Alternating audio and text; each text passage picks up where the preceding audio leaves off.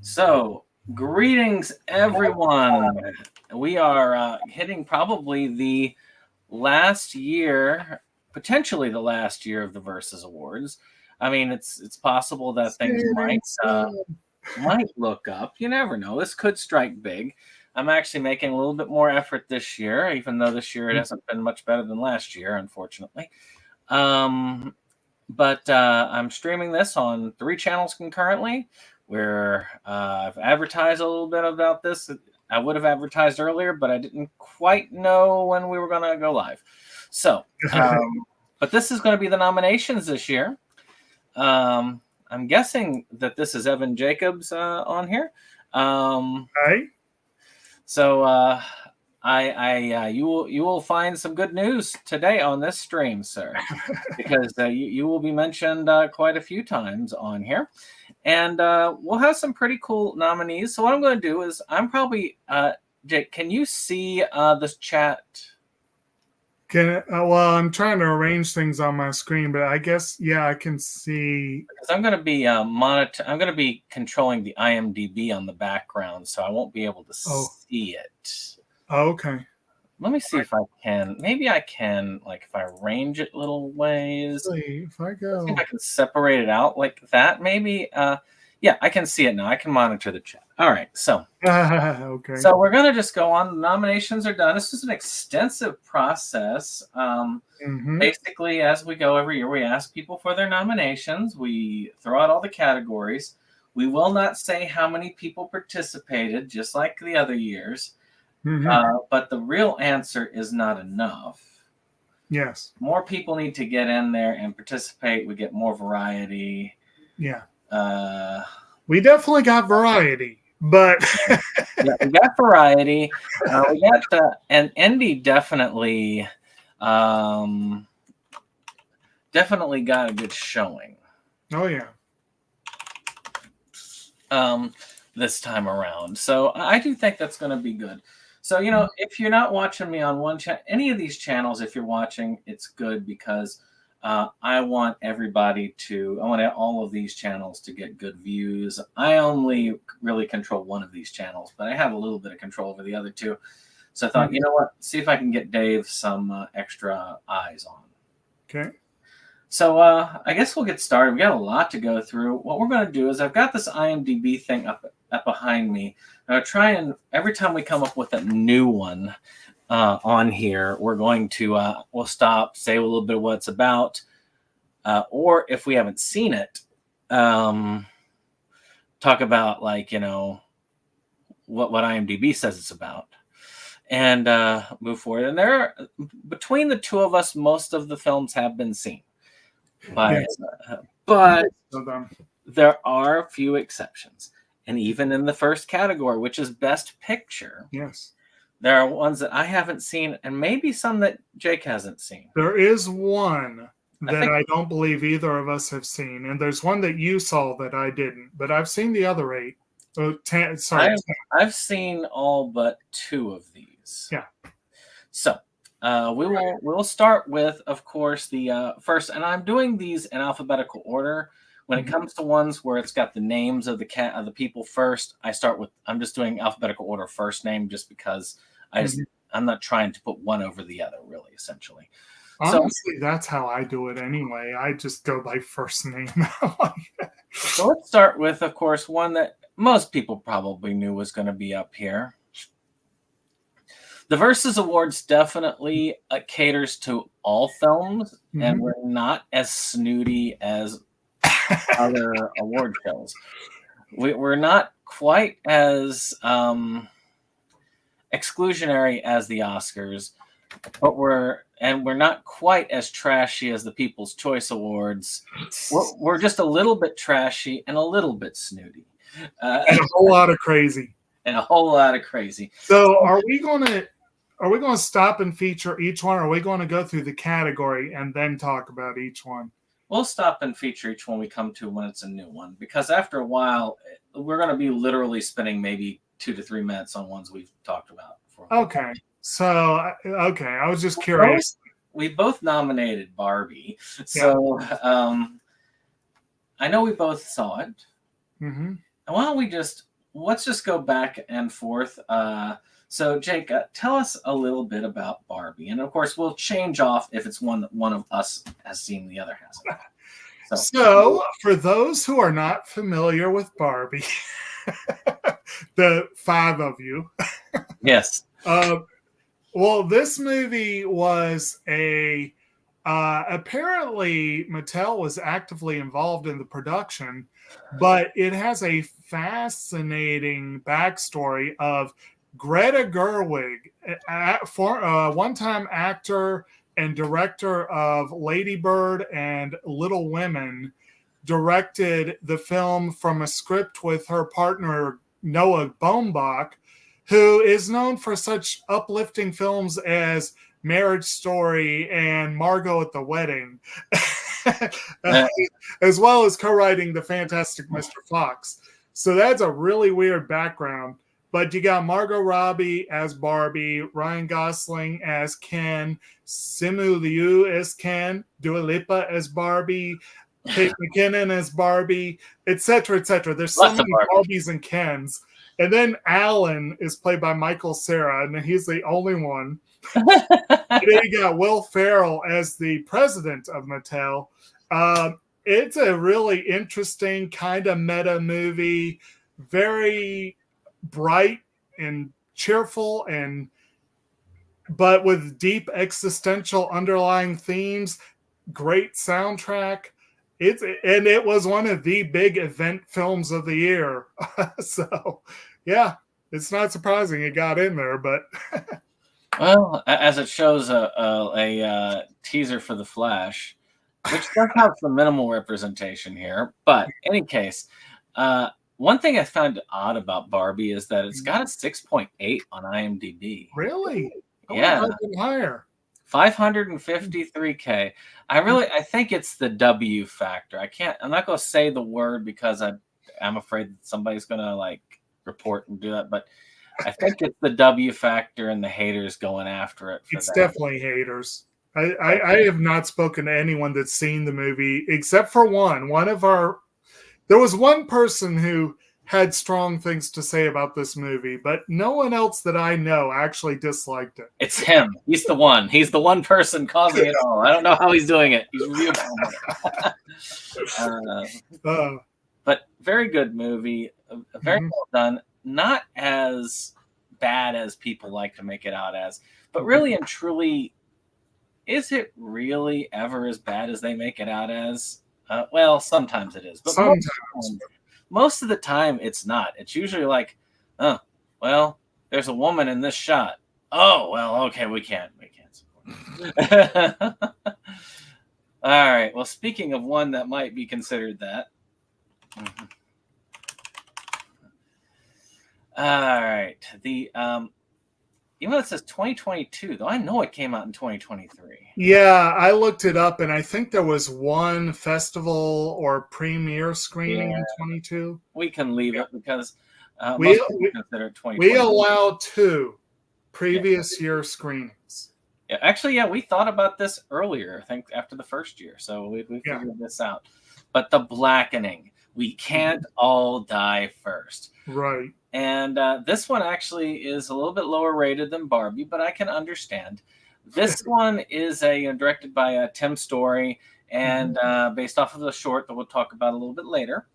The blackening essentially is about this group of people going and celebrating Juneteenth together, and they're being killed off by this seemingly racist group of people. And there's a bit of a surprise ending.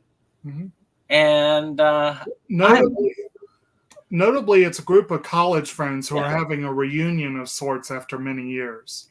And I really liked it, which, and I gotta say, this one actually does. I think it works even if you are not of the race this is the target audience of. It actually does work. A lot of the jokes work. Of course, I got a lot of the jokes because I've heard a lot of the jokes already. But I thought it was great. It was hilarious from start to finish, in my opinion. I thought that the story was fun and the characters were fun. I mean, even like this this park ranger here that they're showing. I mean, it was just a general fun character. I think it's a great movie. I'm glad to see that it did. Wasn't it Diedrich Bader who played the Ranger? I'm trying to remember. I can't remember. I think so. But it was really good. I really hope that that we keep seeing some stuff like this.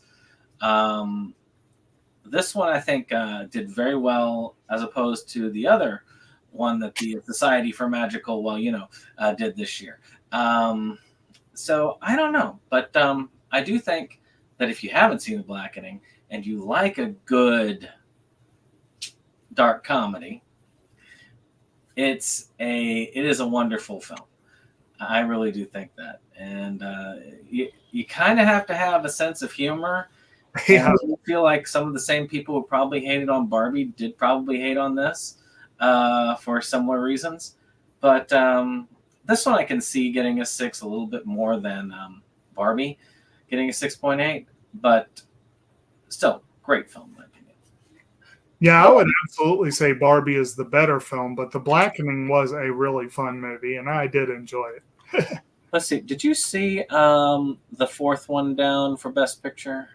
The only ones I have not seen are the one that neither of us nominated, and you know which other one I did not see. Okay. So I was going to say we might change places for this because I know I've seen this one, but I have not seen the other one. Okay, then yeah, you can do this one. So next down the line is Elemental. Now, this one also kind of got mixed up, a 7. And I think that's unfair and fair at the same time. And let me explain it. I really do feel like this is a reskin of Zootopia by Pixar in a lot of ways, but it does try to differentiate itself a little bit. It's still imaginative. It's still got a lot of fun, a lot of witty writing, good voice acting. It is gorgeous to look at. Absolutely. And I do wish I'd seen it in theaters. But to me, very well deserved. This is basically a story about, immigrants, essentially, and them getting along with society at large. And, of course, this kind of Romeo and Juliet situation about two elementals, because this is an elemental city where you get air, water, fire, and earth elementals kind of trying to get along. And this water elemental and this fire elemental kind of try to hit it off. And it goes into this romance plot, but also this kind of plot of subtle racism and city mechanics. And, a few other things that go. I'm not going to ruin it for people. I think that most of y'all should see it. Peter Sohn is the director of it. And you've got a lot of fun things, a lot of good voice acting. Leah Lewis, Mamadou Athi, and Ronnie Del Carmen. But that's just a small portion. Did you like Elemental as well? Oh, I loved Elemental. Absolutely stunning score in this one. And good original song. Didn't end up making the cut, but it's good. But yeah, I would agree. This was an absolutely gorgeous movie. Pixar's brought their A game for the animation. No doubt about it. Yeah. True enough. Won't be the last we'll see of this one. Right. Or this next one that I've never seen. Yeah. This one was surprisingly high ranking on our list. A little bit better than The Blackening in the rating. Knock at the Cabin. Another mid-budgeted horror-tinged movie, but very, very different in a lot of ways from The Blackening.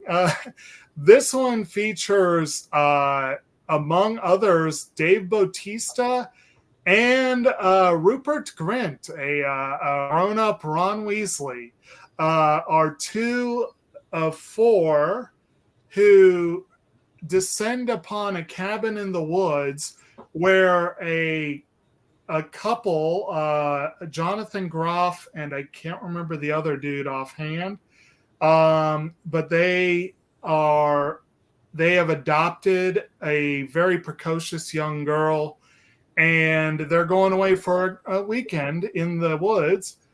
And Bautista is the first to approach. He approaches the little girl, makes friends with her, and eventually they force their way into the cabin and take the 3 hostages. I don't know if I should really go into the particulars of what is about to happen, because it might give away important plot points.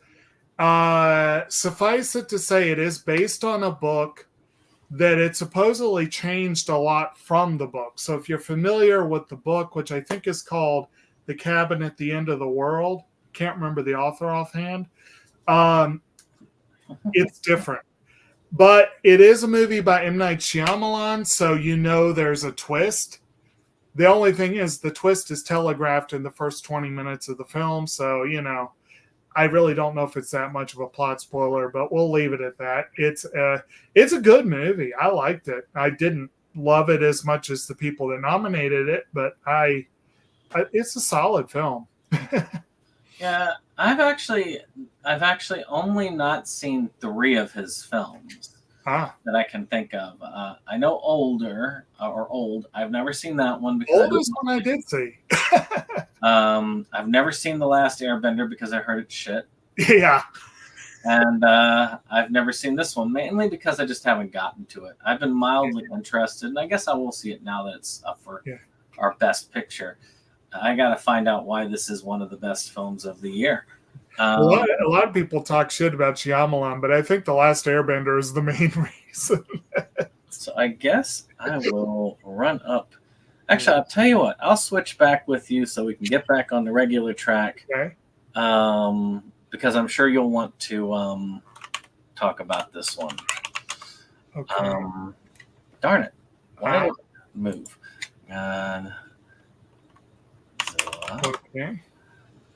Minus 1. There we go. Okay. For some reason, it just does not want to.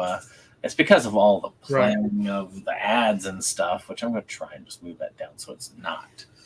Okay. Go for it. Okay. So this is Gojira minus 1.0 or a Godzilla minus 1.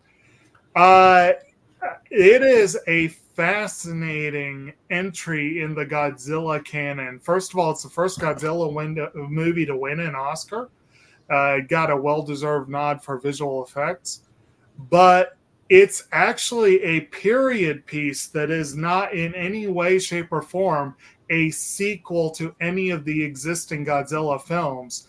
It is more like a kind of sort of prequel to the Hiroaki Anno Godzilla, Shin Godzilla, but even there, it's not a full prequel. It's kind of it's its own little thing, but it takes place in post World War II Japan, where the main characters are people who were already struggling in the wake of Japan's defeat in World War II, and then Godzilla strikes.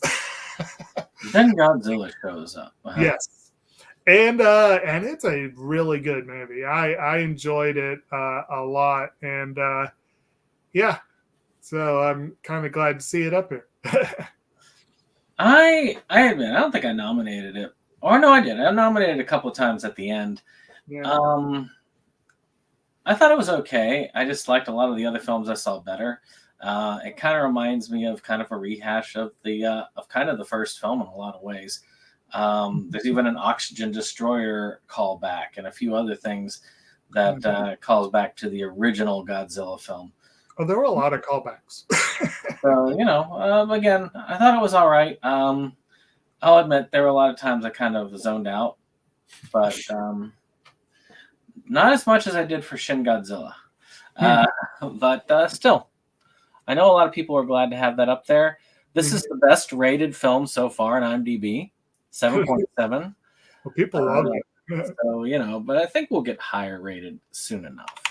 I think this was actually one of the top grossing Godzilla films too, and one of the top grossing films that Toho's done. Actually, we just topped it on IMDb. And I just watched this again a couple nights ago. So this one got a couple of actually I think this is the one Marvel movie that got other than another one that's on this list that got the most nominations. And this is probably the only Disney Marvel movie that got the most nominations this year. which is Guardians of the Galaxy Volume 3. Now, this was an interesting one. It kind of goes into Rocket Raccoon's backstory. It's got a lot of the heart of the other Guardians movies. It was pretty good overall with the human evolutionary, I believe. Was that right? High evolutionary. Yeah. Being the major villain in it. And he is one twisted piece of... The sad thing is, I did want to see the mask, I admit. But I understand. The actors want their face to see. Yeah. But still, I wanted to see the mask. That was like one of my favorite parts of the character from the comics, is that weird robo mask he wears. But still, it was interesting. I thought it was entertaining and imaginative, and probably one of the better of the crop this year of superhero films. And there were a lot of superhero films this year, this past year. Most of them from DC. But and another ensemble piece featuring Dave Bautista. James Gunn definitely, as he leaves the Marvel universe, did a pretty good job coming back with this. This is a good trilogy. I look for. I've even got a Rocket Raccoon popcorn 10, which I did not get watching this. It was watching another film that, by the way, has had nominations for on here, but not in Best Picture.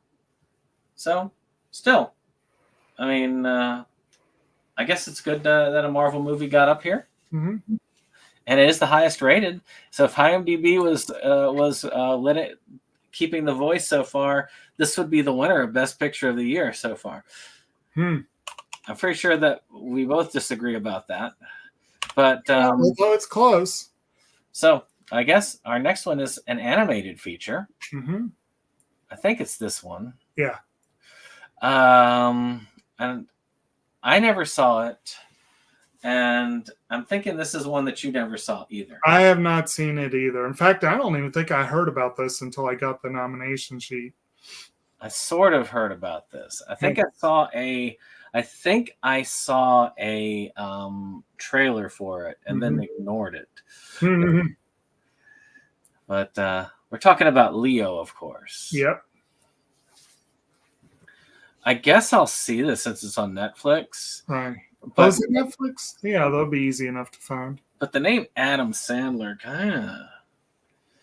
Well, and notably, Sandler and his buddy Rob Schneider, which really makes me groan, were nominated in the acting categories.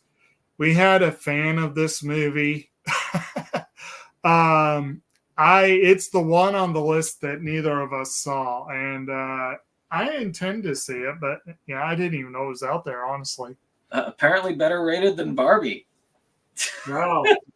7.0. Rachel wants to say hi. Hey, bud.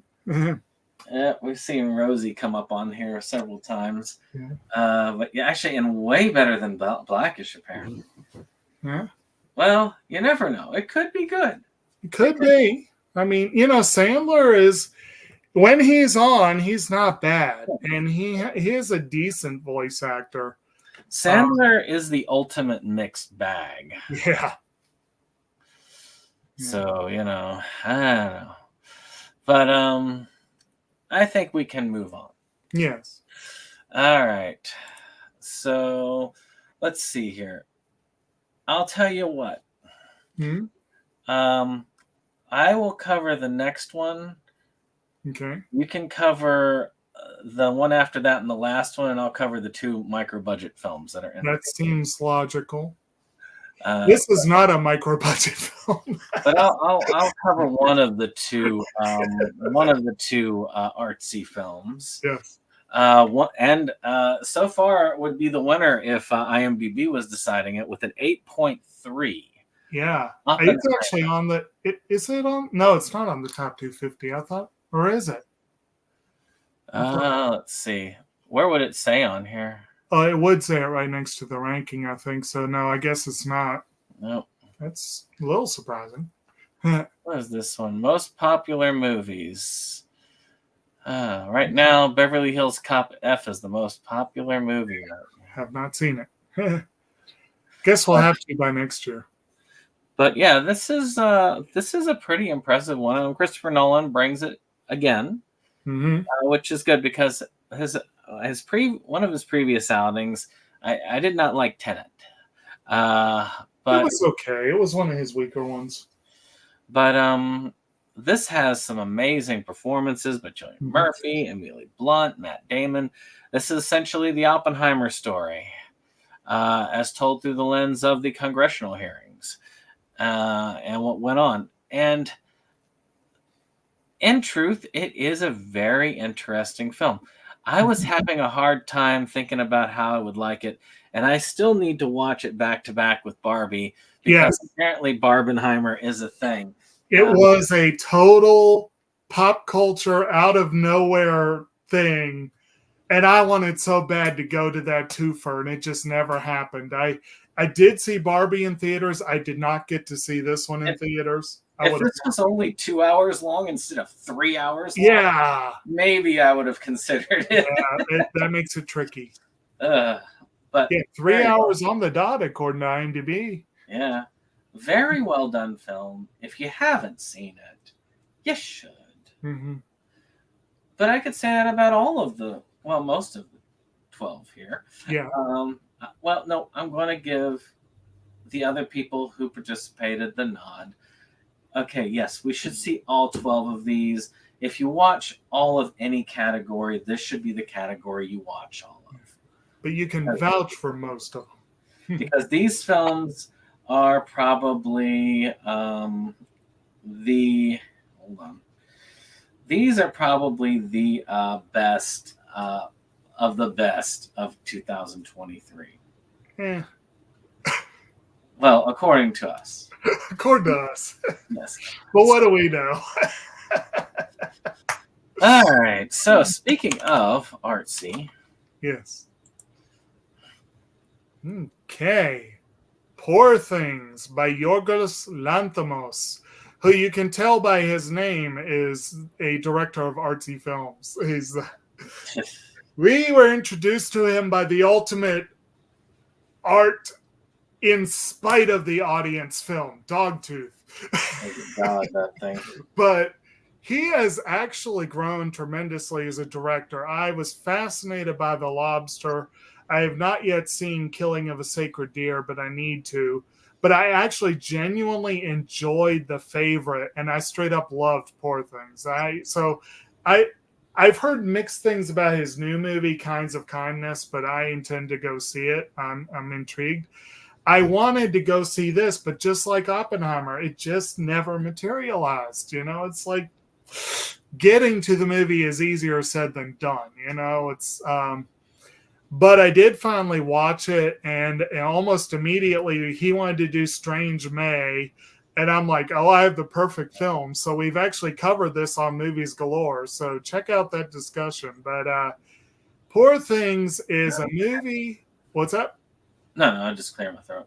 Poor Things is an adaptation. I believe the book was by, I don't remember the original author, but anyway, it's an adaptation featuring Emma Stone as Bella, a young woman who is at the same time her own mother and daughter. It's basically Willem Dafoe plays Godwin Baxter, a deeply scarred, very peculiar, one might say mad scientist, but he's genuinely curious. Like, he is one of those people who just lives to learn, regardless of the morality of it, I guess you could say. And he finds a drowned woman, very heavily pregnant, who he determines that there's still enough spark of life there that, well, naturally, he has to cut open her head, take out the brain, cut open the baby's head, take out the brain, put it in the woman's head, and raise it from there, because that's what you do, right? I mean, I wish I could remember the exact quote, but it's one of the best moments in Defoe's career. Because it's so matter of fact, like, yeah, why not? But so basically, Stone plays Bella from a grown up with the mind of an infant to a very mature adult who has managed to mature free of the prejudices of society. And it's a really fascinating character arc. Emma Stone 100% deserved her Oscar. But you also have key supporting roles from Willem Dafoe, Rami Youssef, Mark Ruffalo, some other good solid folks in there. Fantastic production design. It's just a really intriguing film. And I think this ended up being my second favorite pick of the year, actually. I was looking at it on IMDb Pro. Mm-hmm. Darn, IMDb. I'd almost look them all up on IMDb Pro, but okay, no, it does do the ratings breakdown. Okay, so yeah, but good film, beautiful film, amazing acting, well deserved. Mm-hmm. But you said enough on that, I think. Let's see here. So I'm going to take the wheel for a couple of these. Another one we did on Movies Galore. Yes, we did. We had those paired together. So Sean's senior year. This one probably hasn't gotten rated yet. Nope. Which is a shame, really. Real. It's by directors Sean Miller and Evan Jacobs. And this is essentially a longitudinal study documentary going through Sean's senior year. So Sean is an individual who has been who is on the spectrum, and he's been going through to transition to a through high school to an adult training program. The problem is his graduation date was for summer of 2020, which unfortunately many of us know that was a very bad time to graduate. So we get to see a lot of the struggles and the work to adapt and overcome changes when change is difficult. I really liked this documentary. It was one of my favorite films of the year. I thought it was amazingly done. I like the music in it. I think that it puts us it gives us a window in to something that we rarely ever see, at least not at this level. And I personally am very much for this. I'm very much a proponent of this. I don't know if I was the only person who voted for it for the best picture. I think I was. Yes. But to me, it is probably the best picture of the year. Well, there was no listing for it at all on IMDb? This is on IMDb Pro, so. Oh, okay. Huh. I Interesting. just decided, hey, I'll switch over to that since I'm paying for it. Yeah, right. But yeah, I mean, there's no rating for it right now. You get to see the movieometer. Right. Oh, I guess the way I have my screen set up, I can't see that. Let's see. Maybe I'll have to. Oh, wait, I know why. Give me just a minute. There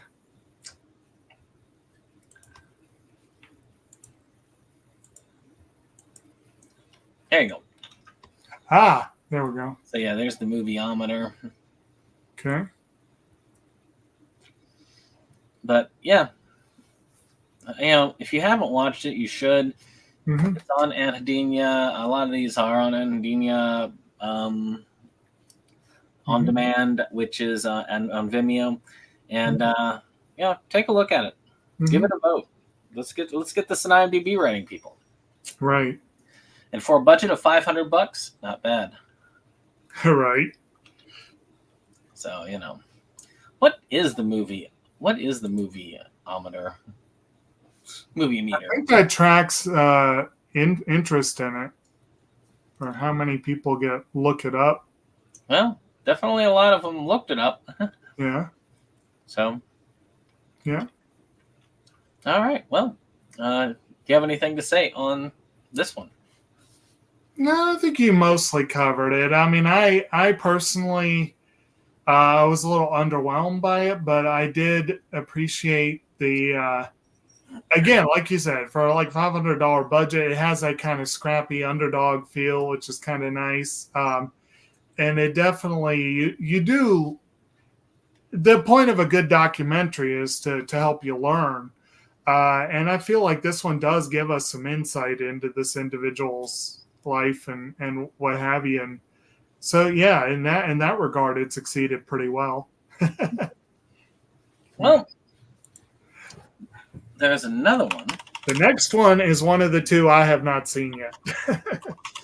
And I'm kind of dreading seeing this one. Oh, I love this one. And so Steve Rudzinski has 2 films that are nominated this year, but only one in the Best Picture category. And this is Shingles the movie, which are these kind of tales that are loosely based off of, like, say, things like, what was it? Goosebumps and Are You Afraid of the Dark? Yeah. It's a lot of fun. I really enjoyed it. It came out of nowhere for me. I was surprised at this. And I'm generally a fan of Steve Rudzinski. I've only not liked one of his films that I've seen. And he's done a lot of films. Good deal. So he's great at horror comedies, and this is definitely one. The one with the gnome especially is hilarious. I think it's going to be one that's just a general fun. Did this one get an IMDb? Now, it's my understanding that there's a lot of gross out humor in this one. Is that correct? Not a ton. Okay, good. I think you can deal with it. I mean, you watched the film we were watching tonight, which probably has more gross out than this one. Yeah, but that's not intended to. That's intended to evoke horror, not or empathy. But hey, it got a 6.1, so it's actually a 0.1 over The Blackening in point. Wow. Okay. So I know his films do have a higher reach sometimes than others, and it was a $50,000 budget, so we're getting up there a little bit. So yeah. All right. But now we're gonna go to one that probably has a slightly higher budget and definitely higher rating. I think this may be the top-rated film of the year according to IMDb. And it was my top-rated film of the year. And one I still haven't seen yet. Yeah. All right. So we're looking at Spider-Man Across the Spider-Verse, which, of course, is the follow-up to Spider-Man Into the Spider-Verse. Yeah, 8.6. What's up? 8.6. Yep. And like I said, it is definitely high in the rankings. I think it's in the I'd have to double-check, but I want to say it's probably around 30 or 40. On their overall best top 250. But so this, of course, like I said, the follow-up to Into the Spider-Verse, it brings back Shamik Moore as Miles Morales, a.k.a. Spider-Man, and brings back Hallie Steinfeld as Gwen Stacy, a.k.a. Spider-Woman or Ghost Spider, depending on what point in the comics you're at. Brings in Oscar Isaac as Miguel O'Hara, Spider-Man 2099. You've also got a variation on Jessica Drew, another alternate Spider-Woman. And you have Jason Schwartzman as a weird-ass villain by the name of The Spot. And The Spot he starts off straight up hilarious before becoming an actual genuine threat. The movie focuses heavily on the multiversal nature of being a Spider-Man. You have basically a council of Spider-Men, you might say, that Spider-Man 2099 is in charge of. And he reluctantly brings Gwen Stacy on board. He does not want Miles involved. And as the movie goes on, we come to find out why. And it's a really intriguing movie. Lately there's been this whole comic book multiverse thing, and I'm sure a lot of people are kind of tired of it by now. Well, this is one of the originals that really started into it. Yes, but this is one that really does it well. It does it very, very, very well. And it kind of like No Way Home. It brought in some interesting and weird cameos. For example, Aaron Glover, who played Prowler in a live-action Spider-Man, actually has a cameo in the movie. It's interesting the way that they tied in some of the cameos. But it's a fantastic film. And it did, one thing that took me so long in watching it is that a lot of people said from the word go, it has a very dark cliffhanger ending. It wasn't as dark and cliffhanger-ish as I feared. It's a logical stopping point for the story, but we still have to wait about a year before the next part of the story. So that was part of the reason for my delay in watching it. But when I finally did, I was like, yes, this movie kicks all kinds of ass. Yeah, I'll be delaying my vote a little bit longer until I see it, but I've just been, like I said, I've been reluctant because I don't like the idea of watching. So that's why I haven't watched Dune Part 2, which I am thankful hasn't gotten any nominations. Well, 2024. That just came out this year. And I have a copy from the library. I plan to watch it this week. That's kind of good because then I can just wait on Dune 3, especially if we're not doing the Versus Awards anymore after this year. Oh, there is a 3-parter? Ah, shit. It's a 3-parter. So, yeah. Damn. So I'll probably wait until Part 3 comes out and then watch the 2 back to back because I didn't like watching one and then realizing I gotta wait now.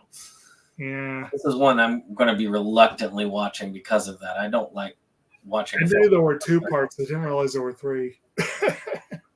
So, but yeah. So that's Best Picture.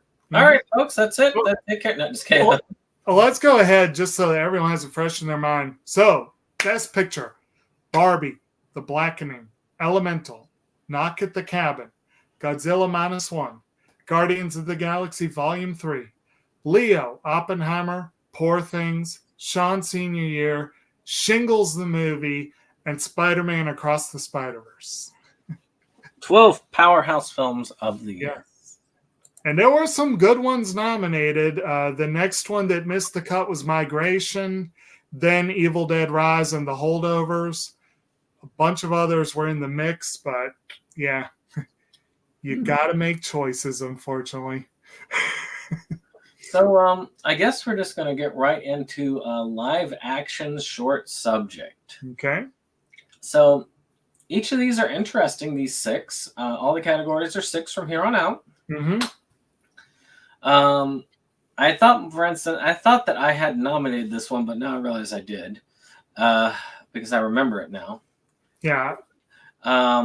There's 2 here I nominated, 1 we both nominated, and 3 of them are yours. So when we get to the one that when we get to the ones that you definitely nominated, we'll go for it. Yeah. And I know you've seen. Let's see here. Yeah, we both nominated that one. The first one, the 4th one, and the 6th one. Yeah. So this one was really good. But I will, and I know you've seen the second one. I did. But if you nominated this one, I will let you go for it since. Okay. So the first one we have, I believe, was actually an Oscar nominee. It was called The After. And it focuses on David Oyelowo, who is a father who is now an Uber or Lyft or one of those drive share kind of whatever the hell. But he is recovering from the events. It's a short, but it's kind of split in 2. And the first part of the short, he is hanging out with his daughter. They meet up with his wife. They're having a nice, great day. And then something happens. And I'm going to leave it there so that if you watch it, you can discover for yourself. The rest of the film is him trying to move on after. And I thought it was a very deeply affecting movie. The acting was brilliant. The shocking event when it happens, I knew something was coming, so it probably would have been more shocking if I went in blind. But it still manages to go, the hell.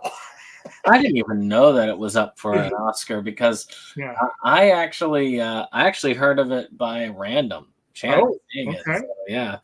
So it's kind of funny how that happened because it's on Netflix and I was able to catch it as on like, So oh, look, you watched it blind? yeah, I didn't know what it was. What do you think about that?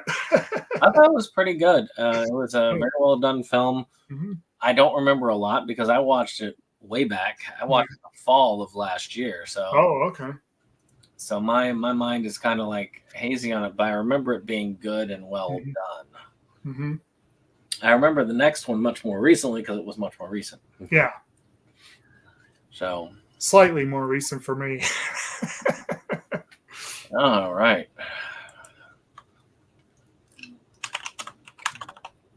So we're going to a horror short, which I gotta look and see if I can find it. There should be a listing for it. I know there's a listing for it. There it is. Called Bus Stop. Now, though Jake didn't necessarily nominate it, I know he's seen it. Yeah. Because I showed it to him. It was good. It was good. 5.6 rating. I really like this. I get into the horror short rabbit hole on YouTube. And this one's still easily watchable on YouTube. Some of these are not easily watchable. So far, they are. Netflix, YouTube. I think we're pretty good on that. But Bus Stop is about this dude who's just waiting at a bus stop, and then this girl comes and starts talking to him. And then you find out that there is something much more supernatural about this bus stop than meets the eye. And it gets really intense at one point. I'm not going to ruin it for you. You should watch it. It only takes 13 minutes to watch. If you like something that's got a genuine, scary, spooky feel to it, this will do that. And it has a good, creepy feel plus a scary moment as you get towards the climax. So thought it was really good. Glad to see some horror shorts on here, which is why I'm glad that we do these awards. Otherwise, they would just be art pieces that had lots of money behind them. And short films are a thoroughly underrated way of a piece of cinema. And one thing that I like is that Netflix does do so many shorts. There's also a lot of them that are available on YouTube. A lot of shorts are still a pain in the ass to find, unfortunately. And pinning down when they're actually released can be extremely difficult too.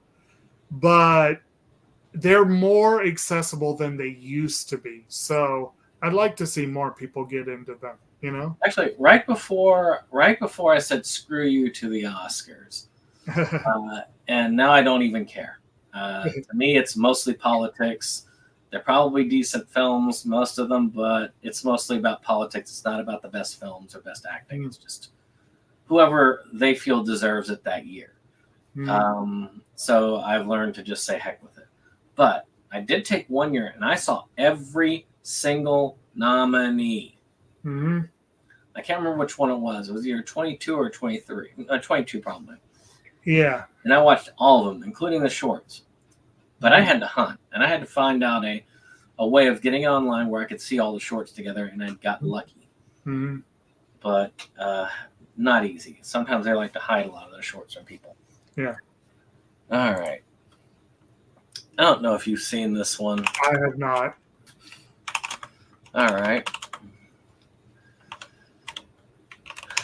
Oh, let's see if it is on. I know it's on here because Kyle would have made it.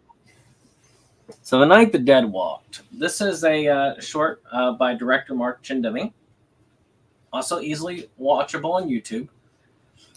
It stars Kyle Rappaport and has some makeup effects. I would guess Douglas Godino is involved because usually the three of them are.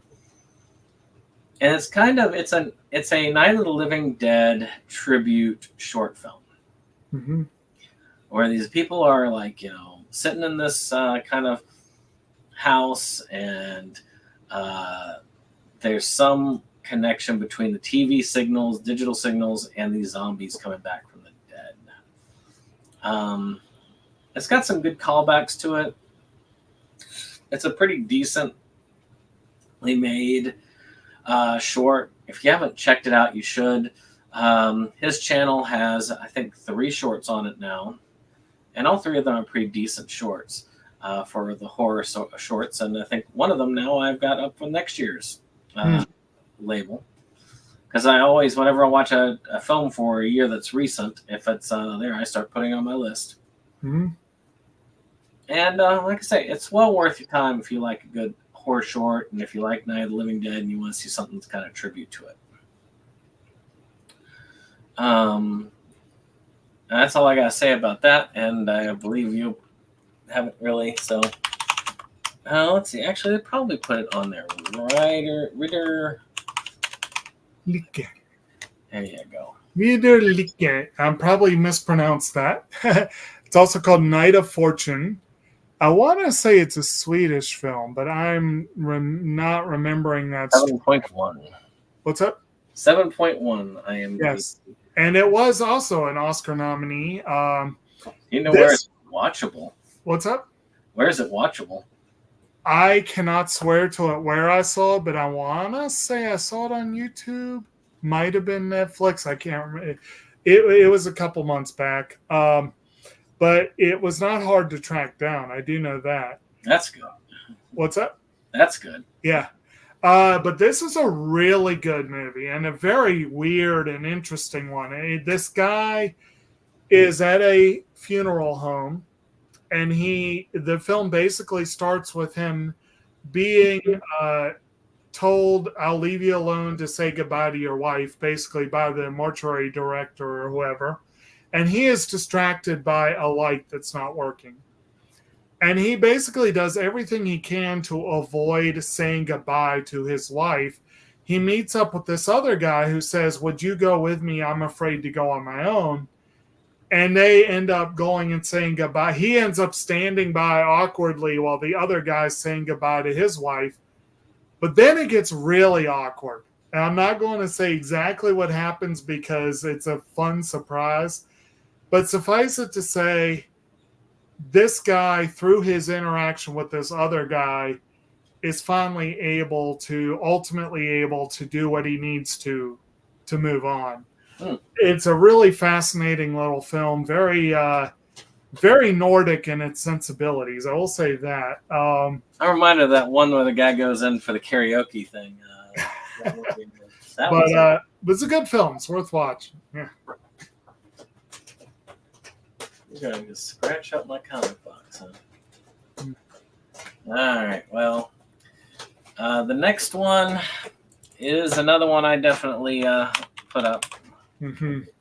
Let's see here. This may have been one of the ones I asked you about because I didn't have a freaking clue what movie you were even looking at.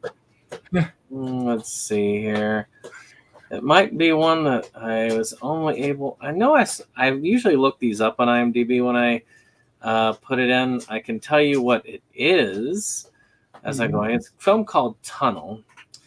It's a short film, a short horror film, essentially about this tunnel that this guy finds. You showed me this one, didn't you? Yes, I did. I showed you this. Okay, one. I know. It's on Netflix. I mean, it's on YouTube. Okay. Essentially, it's about this guy comes upon this tunnel in the woods, and it says 2021, but that's not what I saw in the last time I looked this up. But essentially, a guy comes upon a tunnel in the woods, and he finds out that it leads him into this kind of extra-dimensional space. Now, I've got to get the cat because the cat is tearing at my comic box. Don't want that. There we go. But this is one of those that I am surprised it ranked that came back that far, because last time I looked this up, it actually said 2023 on it. Well, again, if you look at the actual release dates, that'll give you more information. It could be that it had a festival screening in 21 and didn't show again until 23. It's possible. But that's what I'm saying. Sometimes it's really hard to know with these short films. We do the best we can to give them the right year. Well, we'll give it its due this year, since it's gotten a nomination. Okay. But it was a good, creepy one. I thought it was a great thing for nature photographer, and of course, seeing the ending of it was cool. If you haven't watched it, you should. There was a similar one done, also a British one, that was done pretty well as well. Though there's no budget on this side, surprisingly. Well, the last one I will leave to you. Okay. Even though I think I also nominated this one. And the last one, I believe, may have been the one that won the Oscar this year. It's called The Wonderful Story of Henry Sugar. Directed by Wes Anderson and starring Benedict Cumberbatch with...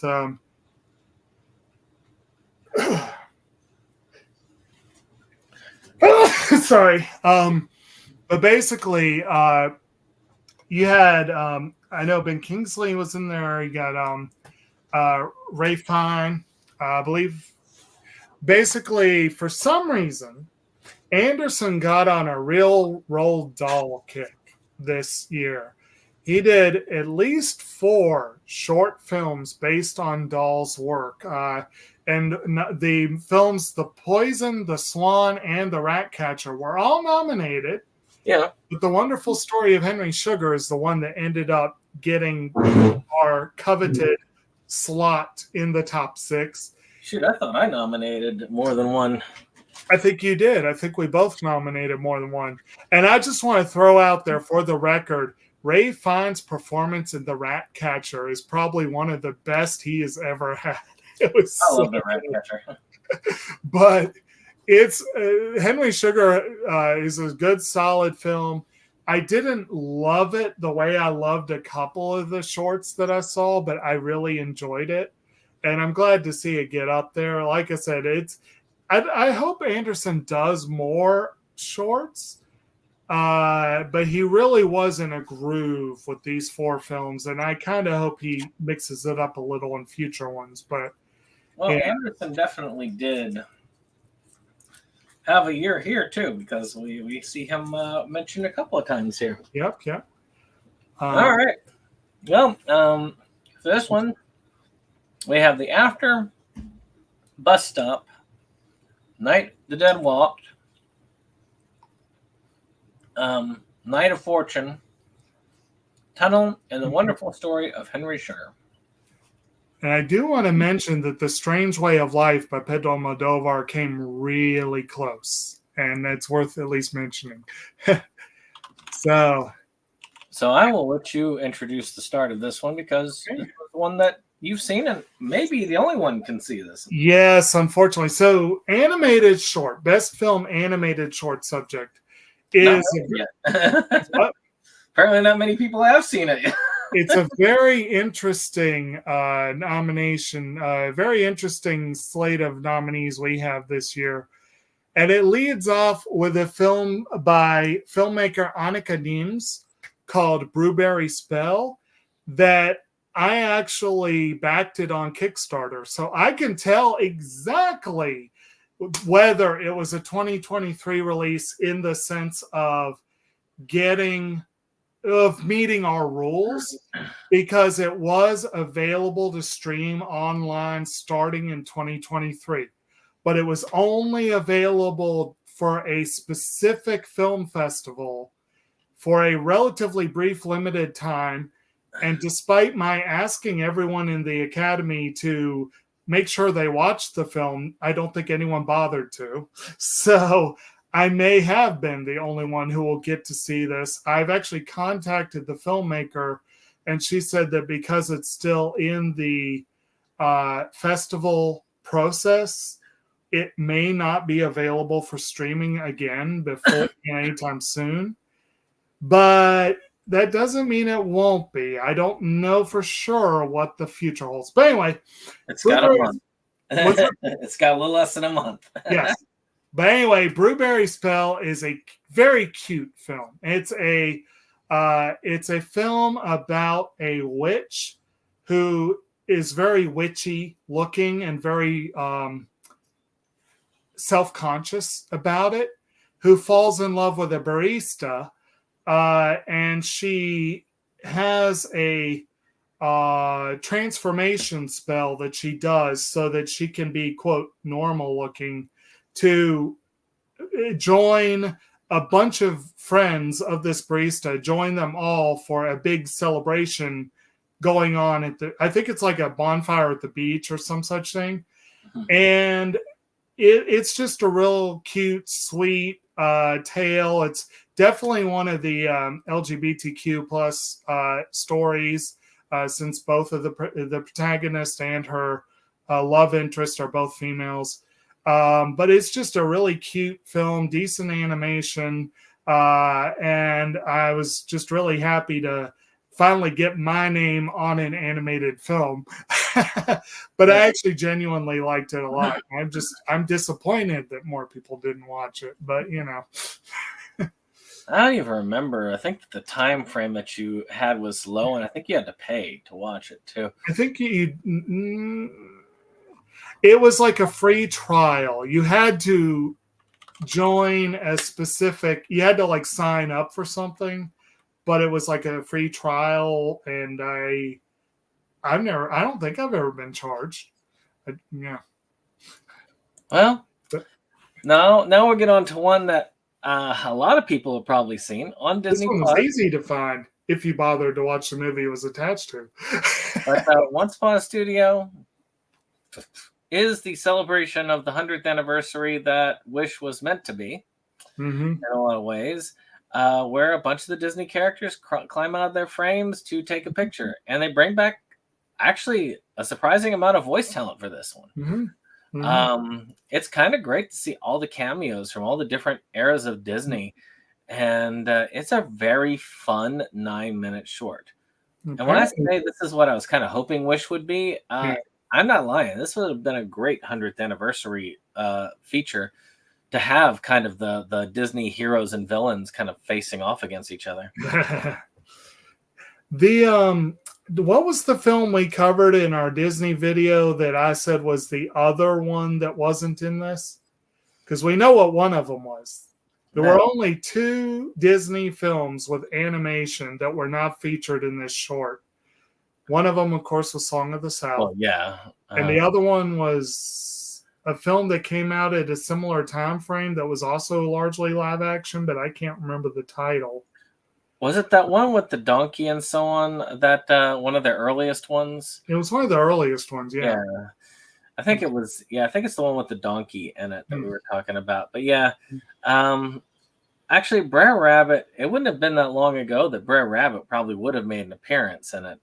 But people started really over the last couple of years really going at Splash Mountain. Plus, Disney's been ashamed of that property for a long time. There's a lot more they should have been ashamed of. So I'm not really. But this one was a little bit debatable as an animated short. Not every frame had animation, but when it comes down to it, it might as well have been. I'm looking for this one. Yes. It's not a composer. It's about 6 down, I think. This one? Yeah. Oh, yes. Okay. So I might even have nominated this one. Huh? I think you did, but I've watched it. It's a good little film. You can talk about it if you... Actually, did you nominate or any of the last ones that you fully nominated? I haven't seen the last 3. Oh, those are all your nominations. Then go ahead. I have to be reminded about some of these. It's been a while. So Piece of Cake is a really cute little one about, another LGBTQ plus one, but it's also more of a kind of a women empowerment one, about 2 figurines on wedding cakes who kind of are friendly to each other from across the way. And one of them is partnered with a guy who seems like kind of a limp rag, but not bad. And one of them is partnered with a total masochistic asshole who actually breaks her arm. They're ceramic pieces. He actually leads to her arm getting broken off completely. She tries to fly away from him, get away from him. The other one ends up stepping in to help. It's just a cute little short, a lot of fun. Not long at all. IMDb says 4 minutes. I didn't remember it being that short, but it's a short one. Yeah. Also on YouTube last time. Yeah. Yep. So far, most of them are viewable, so that's a good thing. Mm-hmm. RESILIENC. The sad thing is, it is a hard thing when it's been a while since you've watched some of these, because I filled my shorts category in the fall for the most part. Let's see. I think it's this one. Yeah. I know I had trouble. Oh, yes. This is a good one. This one and the next one, I had trouble finding them, so I don't know if they're still available. But yeah, I saw it originally on YouTube. Again, 3 minutes. I love how it is because it starts with a soldier dying in a war, and then as time goes on and civilization kind of dies and reforms, you just see the skeleton there as nature reclaims the land and the people there. And it was a really well done one. I thought that the message was well taken care of, and that even as time goes, the Earth has the ability to heal itself. We just got to eliminate the people. And 7.5 IMDb rating, which is not bad. Nice. So last one. Well, second to last. Oh yeah, Riot Doll.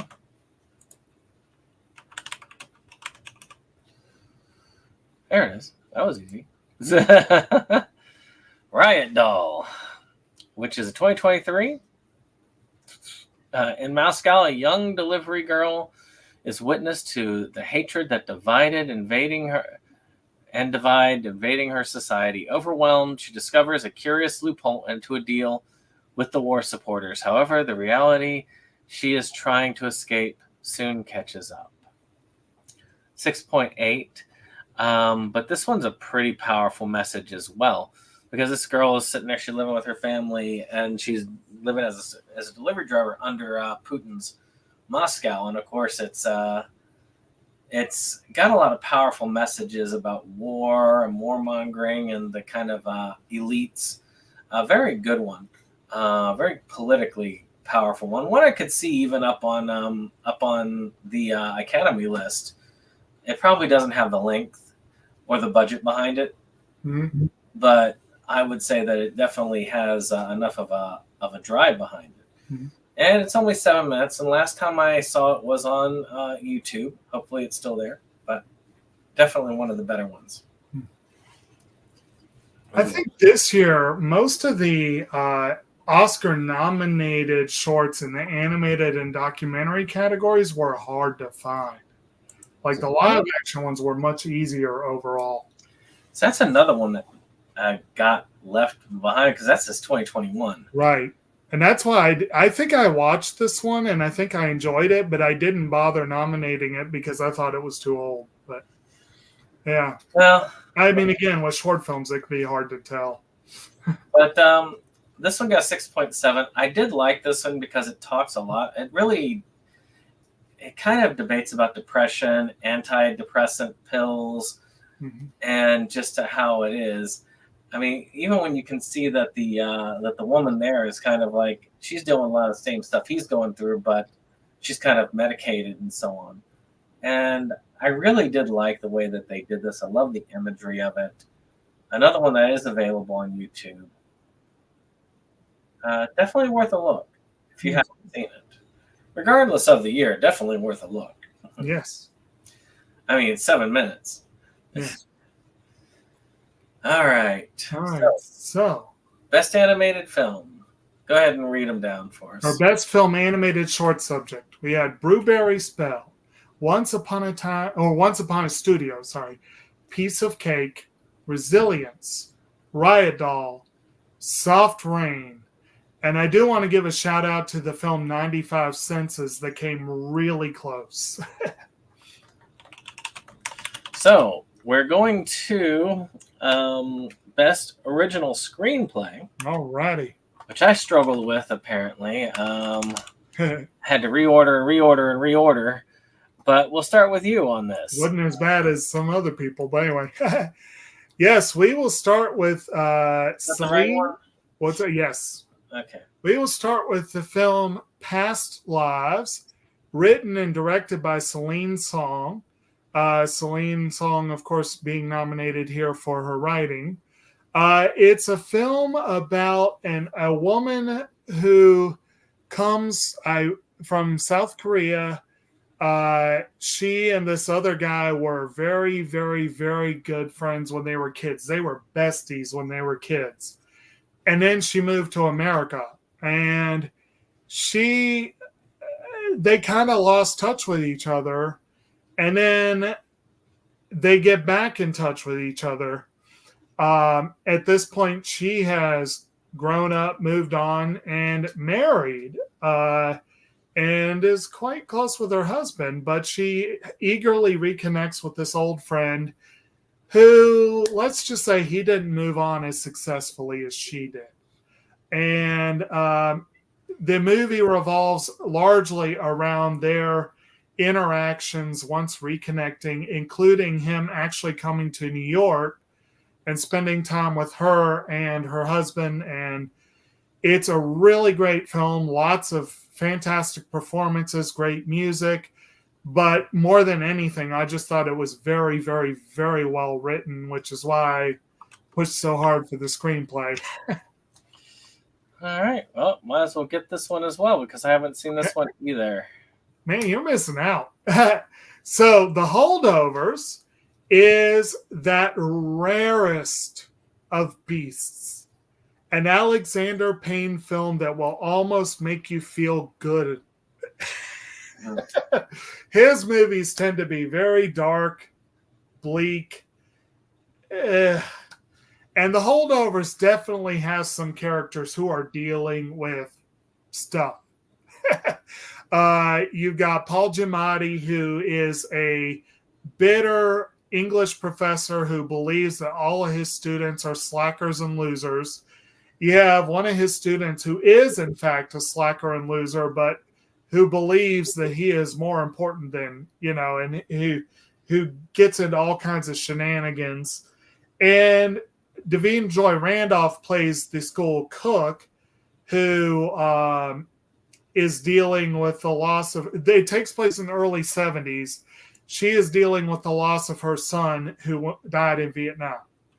And into this mix, you also have a bunch of other kids who together are stuck at school over the Christmas holidays. So it's actually a Christmas movie. And a bunch of the kids get rescued to go on a ski vacation. This one kid gets left behind because his parents can't be found. And so the three of them basically are stuck together in this empty school over the holidays. And it sounds depressing, but it actually is a really good, I may put this forward this year for the holiday season because it is a really great holiday movie. A lot of fun, fantastic soundtrack. Paul Giamatti was basically born for this role.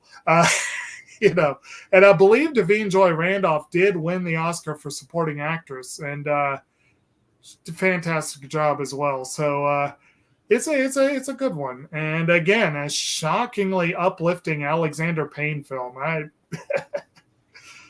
Yeah. All right. Well, let's see here. The next one up on here is there. I don't think I said David Hemmingson is our nominee for that screenplay. Sorry. So Evan Jacobs up for a screenplay original for Care Killer, which was a 53-minute film, so just edged beyond the short film category. And this is about a man that is kind of like in an adult home, and he ends up killing his caregiver and going on a little jaunt around the neighborhood. before trying to eat the remains. Very well acted. A very good film overall. I love the plot of it. I love how it's together. A very fun watch for Evan Jacobs, and also easily available on his streaming site, Anhedenia Filmz, on Vimeo. I don't think you watched that one yet. I have seen it, and I will give Mr. Jacobs points for creativity. And I'll go ahead and hit this next one since I have not seen this one. And then we'll kind of split the last two. Okay. I'll let you figure out which one you want to cover. I guess you can cover. Well, I'll cover the next. You nominated the fifth one, and I nominated the sixth one, but I could be remembering that wrong. So why don't we do it that way then? Okay.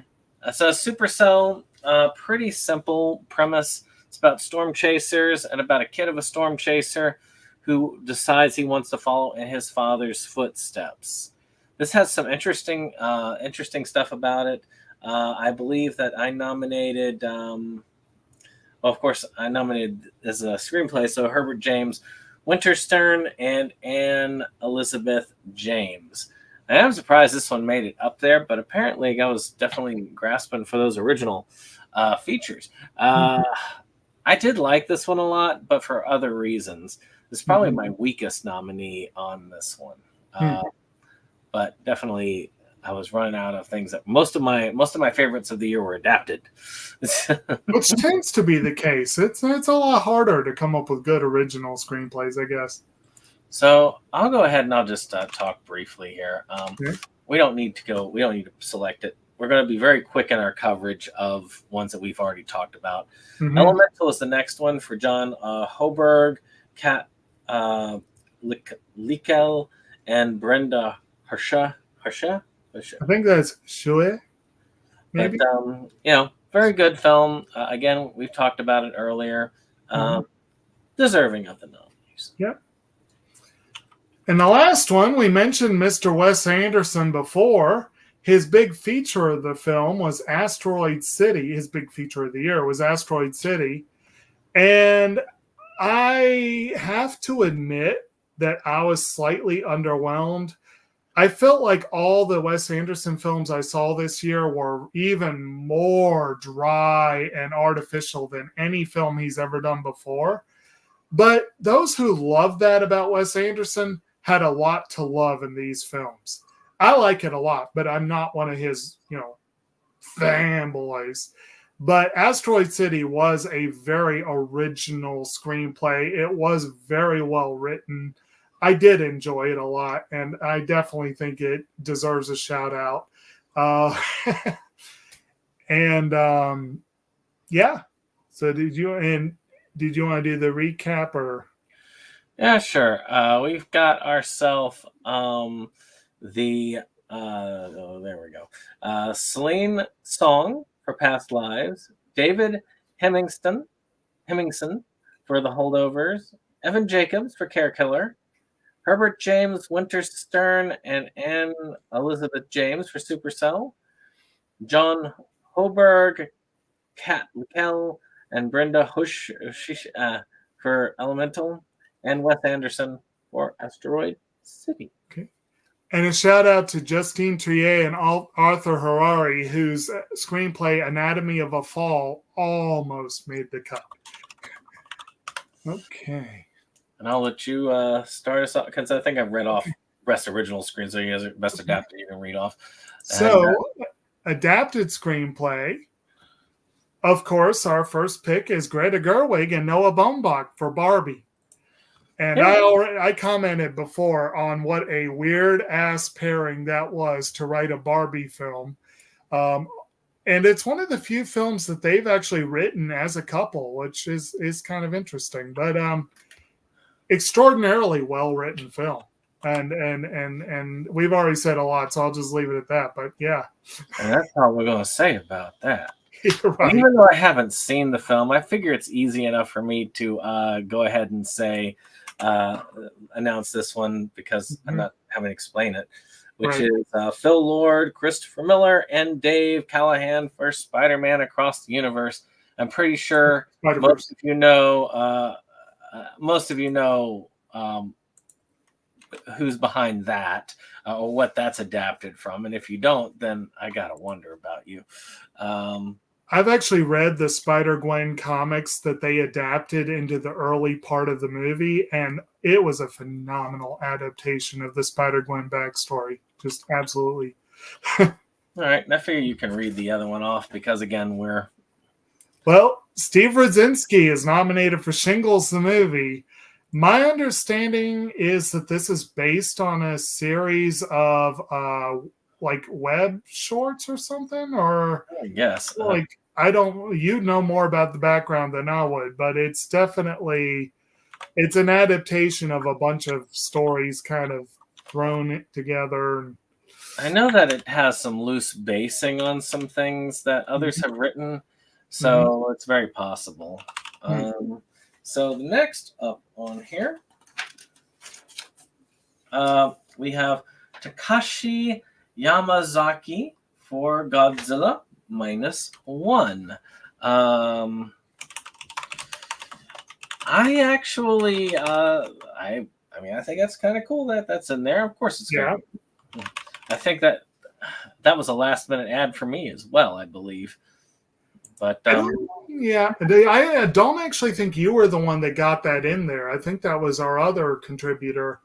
Because he also went last minute for that one and did some changes.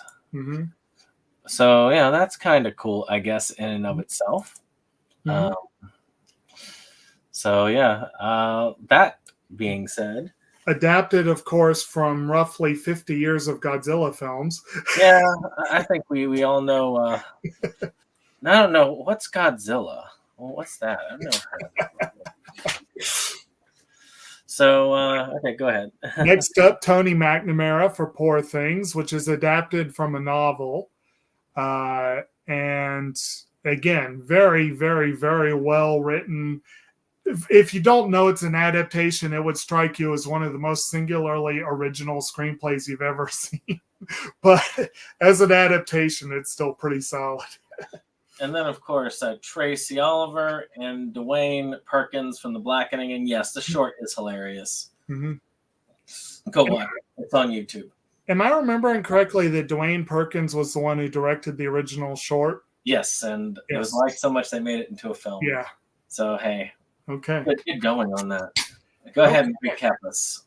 All right. We got Greta Gerwig and Noah Baumbach for Barbie, Phil Lord, Christopher Miller, and Dave Callahan for Spider-Man Across the Spider-Verse, Steve Rudzinski for Shingles the Movie, Takashi Yamazaki for Godzilla -1, Tony McNamara for Poor Things, and Tracy Oliver and Dwayne Perkins for The Blackening. So we're going to have to rush things by a little bit quicker, so we're both going to need to be a little bit more brief in our explanations because we got less than an hour before we have to be on for our discussion on Barefoot Again and Inside Movies Galore. So if you're watching it on this channel, it'll be a rush over, so, you know. Although it's that category illustrated, once we get to most of the films we've already hit, it's going to be moving quicker, yeah. But we need to be a little bit more briefer. So best documentary feature, start us off. Okay, the first one we have is a very hard film to watch, which won the Oscar, which is 20 Days in Mariupol. And it is a film by a news filmmaker, a reporter basically based out of Ukraine that pretty much documents the first 20 days of the Russian invasion of Mariupol. It's a hard film to watch. Most films that have a lot of war footage are, but it's very well made. And the director, when he took the stage at the Oscars, he claimed it as the first national win ever for Ukraine. But he also said, I really wish that this is a film that never got made. And so it was definitely one of the highlights, you might say, of the telecast. But definitely the kind of film you expect to pick up a lot of Oscars, to be honest. But worth a watch, though. Yeah. Let's see here. So the next one is a disturbance in the force. Did you nominate this one, or It was not me. No. because I don't remember nominating it No, myself? this was our other contributor. Yes. Okay, so we're just going to read this and we'll move on. In 1978, filmmaker George Lucas is persuaded to turn over Star Wars to the world of the 70s variety hour, culminating in the Star Wars Holiday Special, often cited as one of the worst films in entertainment. Admittedly, that would be a fun one to watch. It does look fun. I want to see it. Now, this one I did see, and I did nominate. I need to see this one.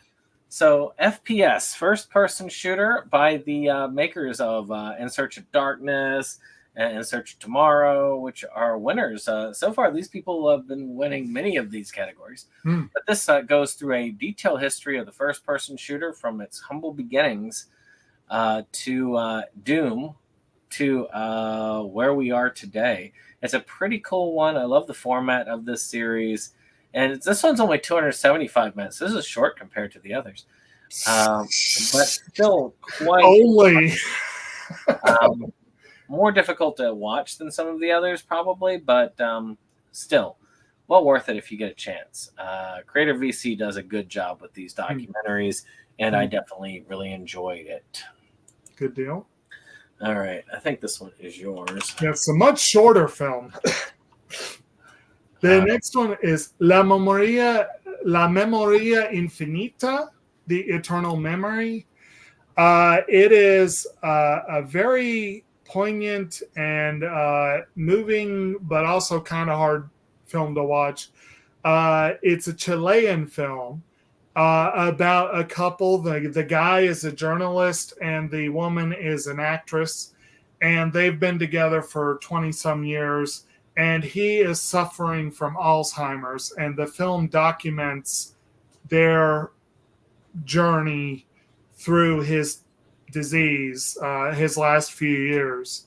And like I said, it's kind of a hard watch, but it is much more uplifting than I would have expected. And it's a really good film, phenomenal music, and just easily one of the top docs of the year, I think.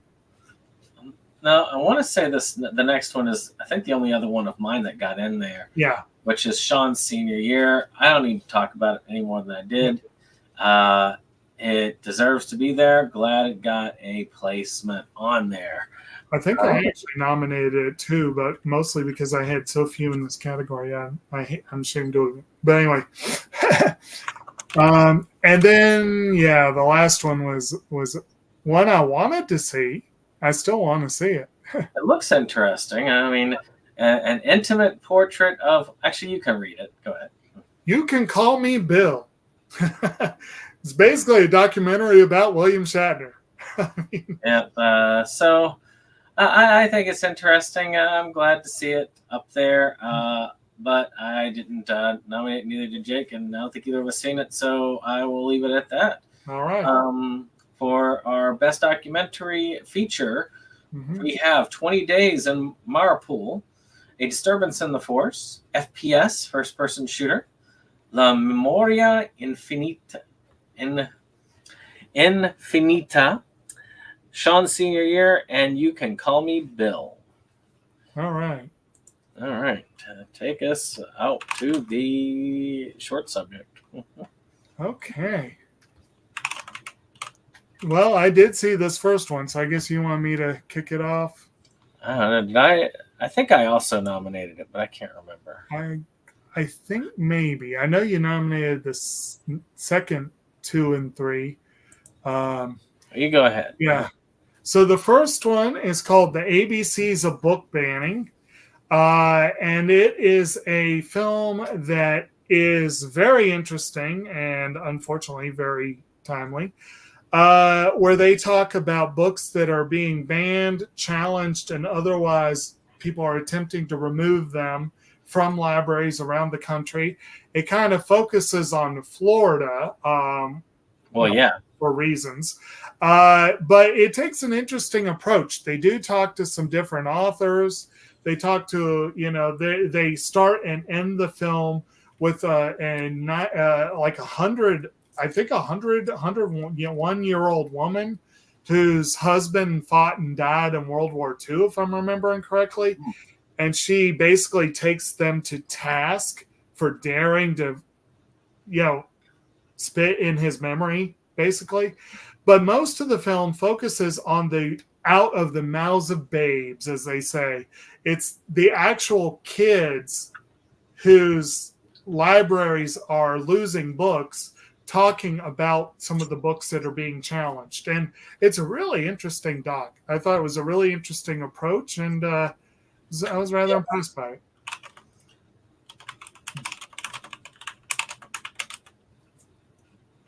And on Paramount Plus, so not too terribly hard to get. Right.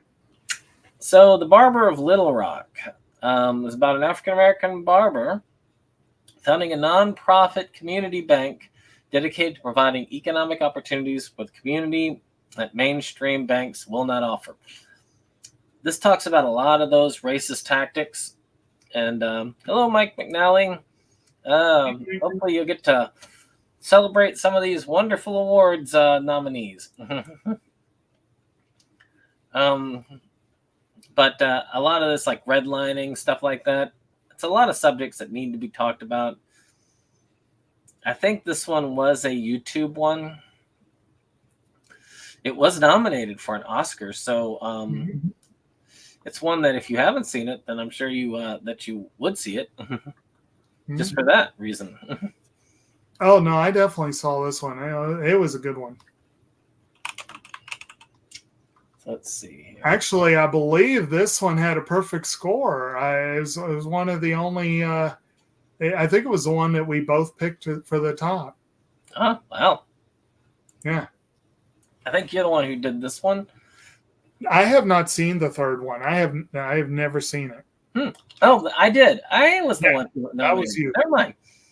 Oh, I know why. It wasn't nominated for an Oscar. That's not the only reason. I think I saw this one on YouTube as well. But it's about a bunch of fathers of trans children.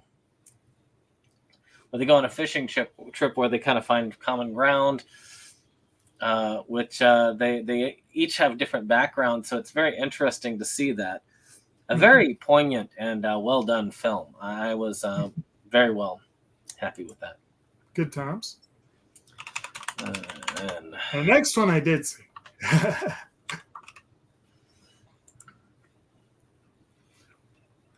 Okay. All right. Well, and this is a movie. It's called Deciding Vote. And it's about a vote that took place in the New York General Assembly on the question of whether or not to legalize abortion.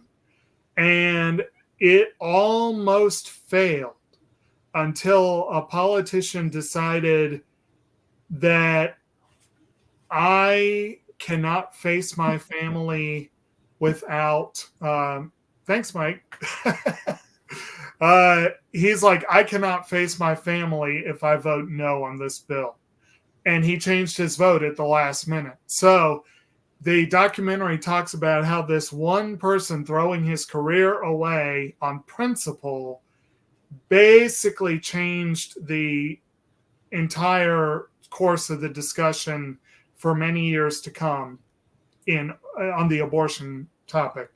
And it's a fascinating doc. I'd never heard about this particular event, so I thought it was very interesting, and I thought it was nice to see that occasionally there have been politicians that had principles and stuck with them. Now, where did we find this one? Where did you find it? I can't remember if it was on YouTube or Netflix, but I feel like it was one of the two. All right, let's see. Echo. I do know that I could not find this one on IMDb when I tried to look it up. I had no idea what I was looking for. That's not it. No. Ah, gosh. Echo. Was that one I nominated? That's one you nominated. I have never heard of it. Well, I apparently found it on YouTube and really liked it at the time. I watched it, which was probably a year ago. So I need to look and see. Echo. I must have really liked it for it to have made the cut. Yeah, I would think so. Yeah. So, though, let's see, Echo short film. Okay, let's see here. I know it's not that one. Because that was debuted 2 months ago. Let's see here. Last Man.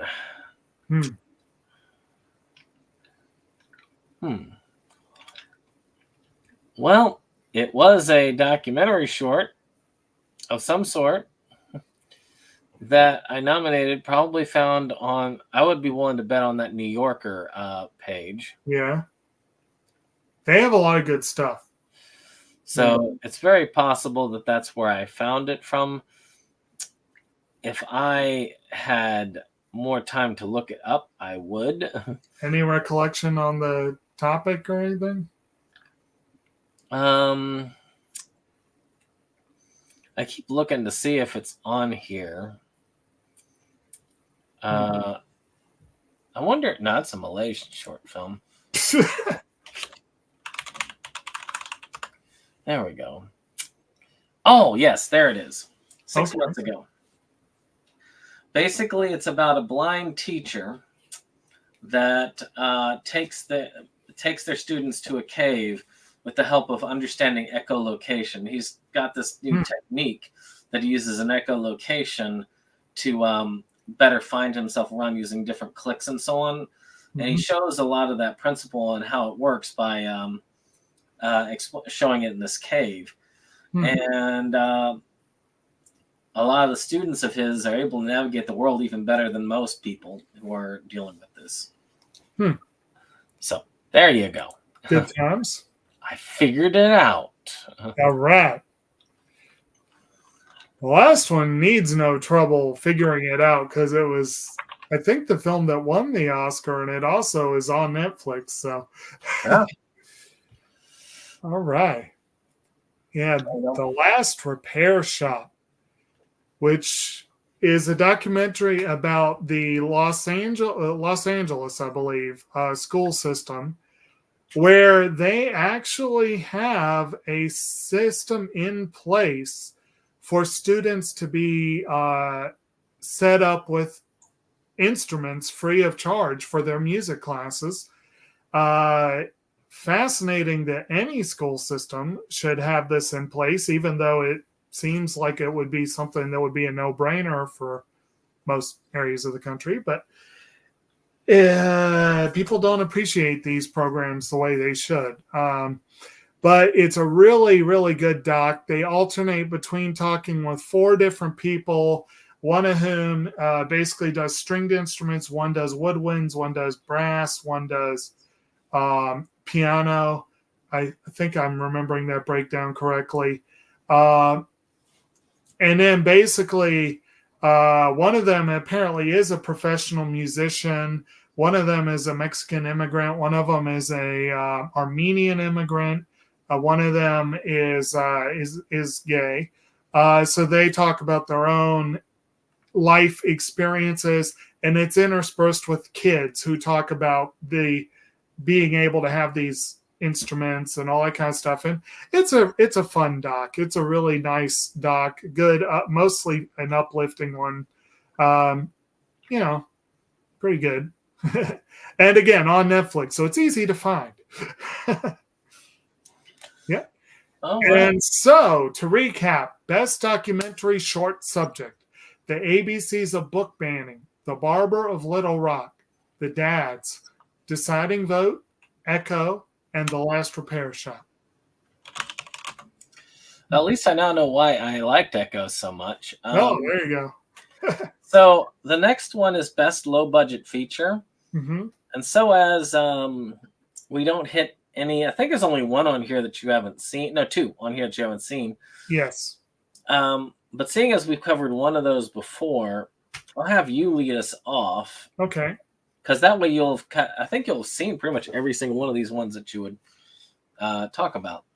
I think so, yes. So we're leading off with Amityville Apocalypse, a anthology film with nominally 20 shorts, although whether I would count all of them as short films, some of them are more like eye catches than anything. But for the most part, they're interesting. Our own SeptumSin directed 2 of them, and of course, I feature in 1. Yay! There's your name on the thing right there. Yes, there you go.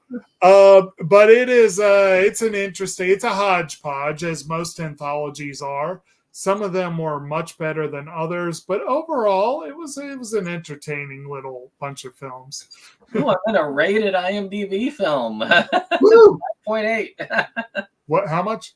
5.8. Oh, very good. Actually, only a little under Blackening. Wow.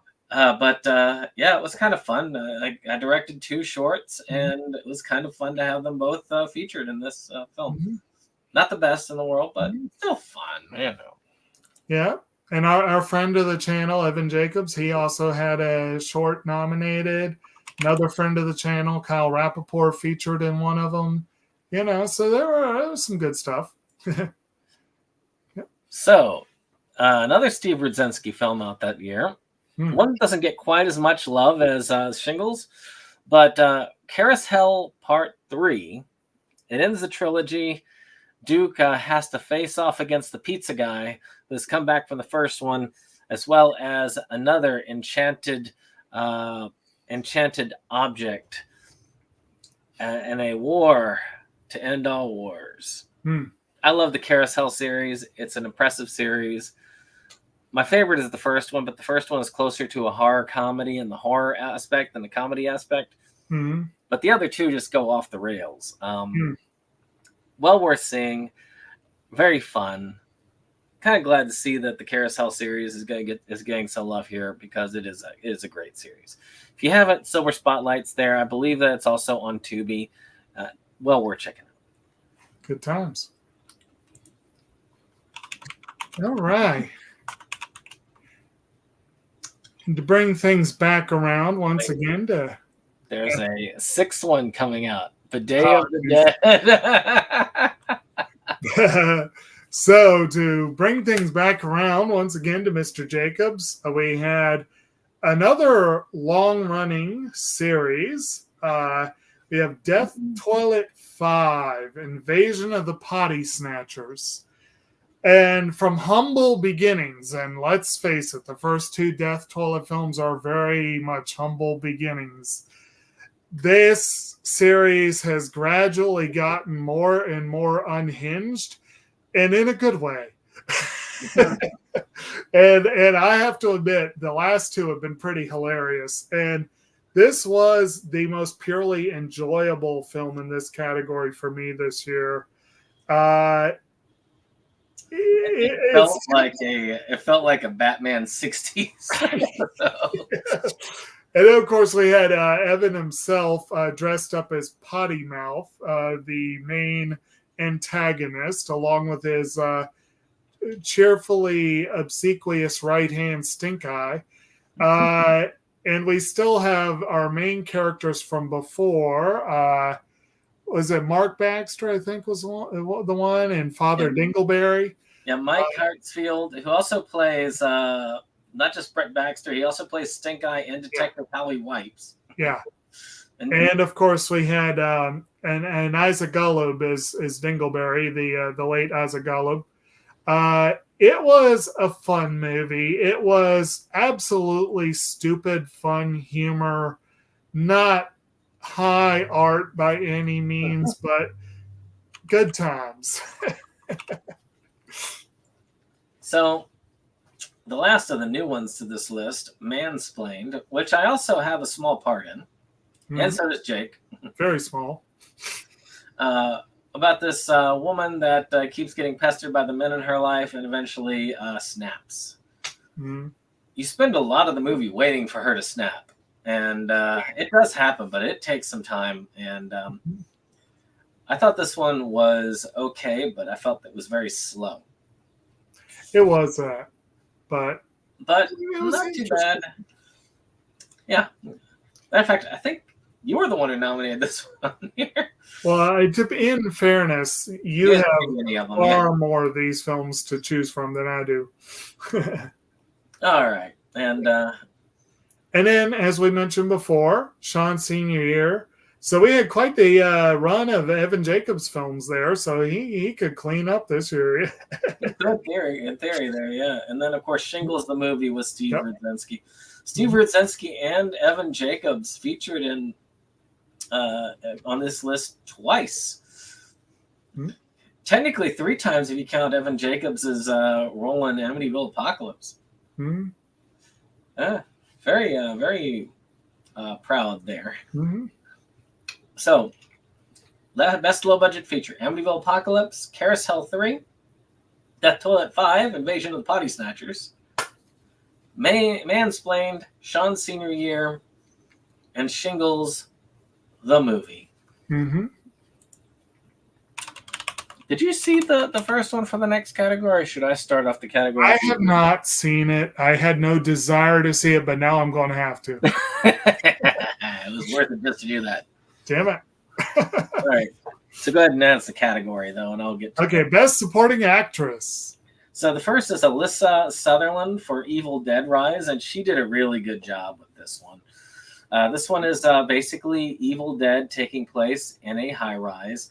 I want to say that this one does have a loose connection to the Evil Dead remake. I know that the one that's coming up is fully connected to the Evil Dead remake. And, that these kids, they find this hidden kind of temple thing located underneath their apartment complex. Mm-hmm. And end up having a bit of a struggle when they read when they have this evil record, which is interesting. Mm-hmm. So I am very curious about those. Right. But it was a good one. I was surprised at how much I did like it. I kind of an iffy on the Evil Dead stuff, but I thought they did an amazing job with this one. Okay. So that is there. Hey, your next one will be one that we can go very quickly by. Okay, yes. I've already talked a little bit about Devon Joy Randolph from The Holdovers. Like I said, she plays the school cook, grieving the loss of her son, and she did a phenomenal job. She won the Oscar, if I remember correctly. Just absolutely phenomenal performance, and yeah. And then you go ahead and do the next one because I've never seen it. And this one may be controversial to some people because she was up for an Oscar for actress, and it's not an exact science deciding what category people should go in. Killers of the Flower Moon is a long-ass movie, and I would say Leonardo DiCaprio is by far the lead in the film.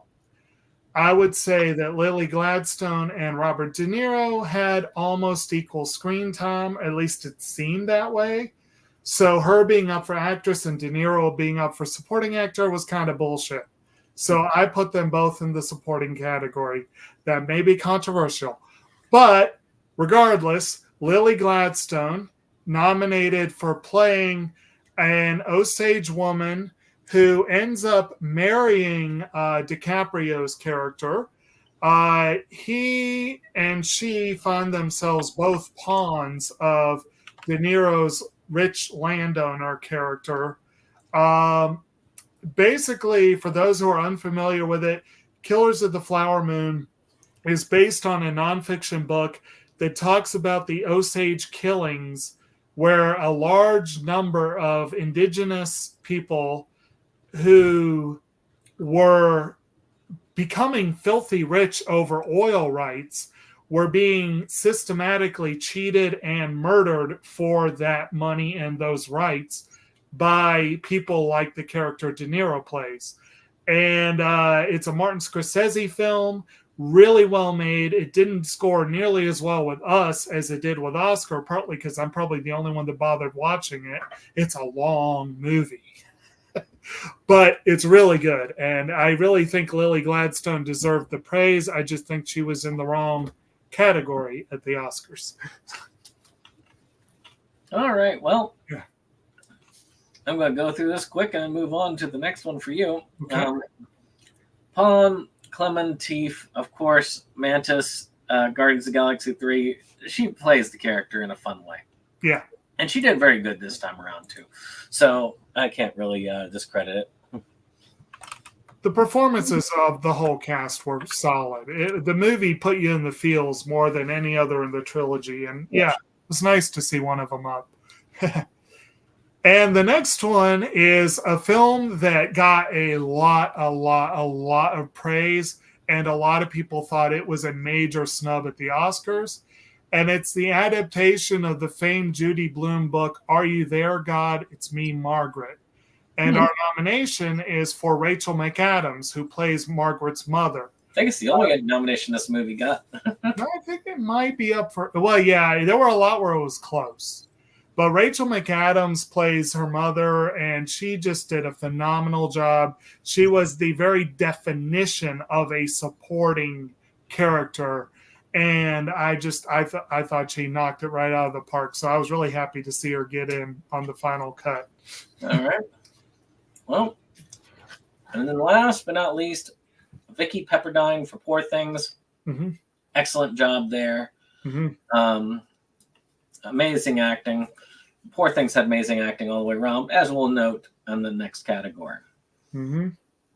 I think this is one that you read off, wasn't it? Yes, it was.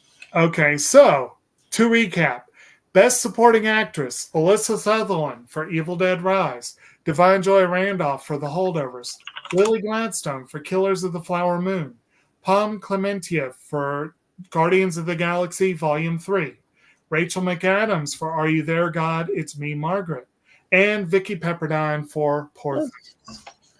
Yeah, past lives. Okay, so we'll go on with Best Actress. I'm going to start us off because I think at least the next two are definitely yours. So one of them is Emma Stone for Poor Things. That was a great acting job, maybe one of the best in her career. Mm-hmm. And it is a very illustrious career indeed. Mm-hmm. So very much a good job. And I think this was the only unanimous number one that more than two of us nominated. No, all three, all of us, the vast academy, saw this one. So yes, yes, hard performance to ignore. I've got the other one up here for you. Okay. Because I know you nominated this one. Yes, I did. Greta Lee is the lead, the female lead in Past Lives. The acting was solid across the board, but her performance was a lot more understated than Emma Stone's. Emma Stone had to go all in. Greta Lee was much more restrained in her performance, but it was still a really, really good performance. And I said, I was glad to see it get in there. So, love story. The next one I have not seen. It was one of our contributors who got this one in. Leave the world behind. I'm just going to read it here. Right. Families get away to a luxurious rental home takes on an ominous turn when a cyber attack knocks out their devices and the two strangers appear at the door. And this is for Julia Roberts. Mm-hmm. Interesting. Mm-hmm. Netflix horror film with Julia Roberts at the helm. Good times. All right. And I'll go ahead and grab this one. Lily Sullivan. Mm-hmm. Well, I don't have to go there. Lily Sullivan for Evil Dead Rise. Really good performance. I thought that, pretty much all the performances were quite good, but she really knocked it out of the park, in my opinion. Mm-hmm. All right. I say, I haven't seen it. Yeah. But one who did knock it out of the park, Margot Robbie, is also, like Emma Stone, she is one of the great working actresses out there today. And she had to play the part of Barbie. And so many people thought that she got snubbed for an Oscar nomination. And I agree, she got snubbed in that one. She was a phenomenal... The movie wouldn't have been the same without her. She just nailed the role. So, well, Scream 6 enters the fray with Nice. Melissa Barrera getting nominee for Best Actress. Mhm. And I thought that she did do a good job playing Sam Carpenter. This one was actually a pretty good. These last two were not bad. I didn't mind 5 and 6. I liked it. 4 I thought was a slight downhill grade, but it wasn't much worse than 3. But still, I'm not sure whether it gets to the heights of the first one, but it's definitely as good as any of the sequels. Yeah. So, I don't think we need to really talk about these. They're pretty much the same. It's just they try to adapt it a little bit more with the times, a little bit more cyber and all that stuff. Well, each one kind of attacks a different type of horror film. Yeah. And they're all slashers, but they attack like different types. In this one, attacked ongoing series. Basically, it was sort of like a franchise film that was meant to poke fun at franchises, essentially. All right, and Okay. go ahead and run them down. Okay. No, I think you're doing the rundown for this. I thought it was you because you said it, and then I said the first one because of Evil Dead Rise. I did the rundown for supporting actress, but I wouldn't mind doing it. I mean, it's up to you. Well, Emma Stone, Greta Lee. Emma Stone for Poor Things, Greta Lee for Past Lives, Julia Roberts for Leave the World Behind, Lily Sullivan for Evil Dead Rise, Margot Robbie for Barbie, and Melissa Barrera for Scream 6. All right. And you can let's do a shout out for Carey Mulligan, who almost made the cut for Maestro. After with this one, 1, 2, 3. Oh, I probably should start us off for this one because the one I have not seen reference to, it will allow you to grab that one. I think you've seen all the ones otherwise. So, what's the name? All of these, yeah. Oh, you're going. You'll still be announcing the category because I announced the last. Oh, that's supporting actor. All right, so I will start us off on that with Jermaine Fowler for The Blackening. Did a pretty good job. Matter of fact, it was a great ensemble cast, so there's a lot of supporting actors in this. Mm-hmm.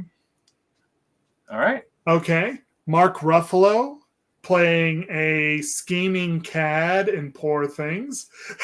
Yes, indeed. Then Melvin Gregg, also The Blackening. Okay. New movie here. All right. The well-known actor Nicolas Cage has been around for some time. He declared years ago that there were 3 roles he really wanted to play. He has now played Superman in various animated films, and he finally had a live-action cameo in The Flash. He has not yet played Sherlock Holmes, but this year he finally got his wish to play Dracula. He played Dracula in Renfield, a film that focuses on Nicholas Holt's long-suffering Dracula vassal, Renfield. It's set in modern times in the midst of a gang war, basically, where Dracula ends up waking up and Renfield is desperately trying to keep his master. He's grown weary. Let's just put it that way. He's actually in a self-help group for toxic relationships. And I kind of wish the movie had done more with that. It didn't really go as deep, as incisive as it could have. Overall, Renfield wasn't as great as it could have been, but it was a fun, enjoyable film. And Nicolas Cage gave it his all as Dracula. He just had a blast, and you can tell that he was so happy. All right. So our next is going to be there we go. Willem Dafoe for Poor Things. That was one that he had votes for both, but it was decided that he is a supporting actor, but not an actor. he doesn't have the ability to be an actor, just a supporting actor. Interesting phrasing there. Okay. All right, on to me. Yep. Okay, and again, Defoe was phenomenal. Poor things, but anyway, so the one that I believe ended up winning the Oscar, Robert Downey Jr. for Oppenheimer. He played the congressman who basically was trying to, well, or wait, was he actually? Yeah, he was a congressman, right? Yeah. I remembered he had a scientific background or like an administrative background or something. Basically, he was on Oppenheimer's team early on, but when it came time for Oppenheimer to answer, he was leading the charge against him, basically. Right. And he did a great job. He really did. So, So go ahead and read them. Beautiful beam footage. for Best Supporting Actor, we have Jermaine Fowler, The Blackening, Mark Ruffalo for Poor Things, Melvin Gregg for The Blackening, Nicolas Cage for Renfield, Willem Dafoe for Poor Things, and Robert Downey Jr. for Oppenheimer. And shout out to Rami Youssef, who almost got the nod for Poor Things. Again, that cast was just stacked top to bottom with talent. So, Best Actor is an interesting one. Yeah. Go ahead and start off with Chris Lohman for Care Killer. He really did a good job acting like kind of that special needs individual that kind of just turns on it. Now, oddly enough, for somebody who's worked in that kind of environment before and has seen not quite something that gruesome, but I have seen attacks before like that. It can come out of nowhere. So it is kind of a cool reflection and pretty good acting job for that part. Okay. All right.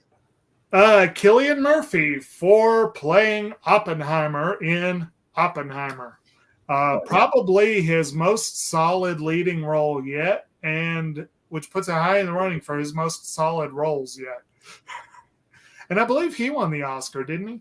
I feel like he did. I think so, or at least he was up for it, if anything. Oh, he was up for it, yeah. Isaac Golub for Amityville Death Toilet. He played different roles in those movies.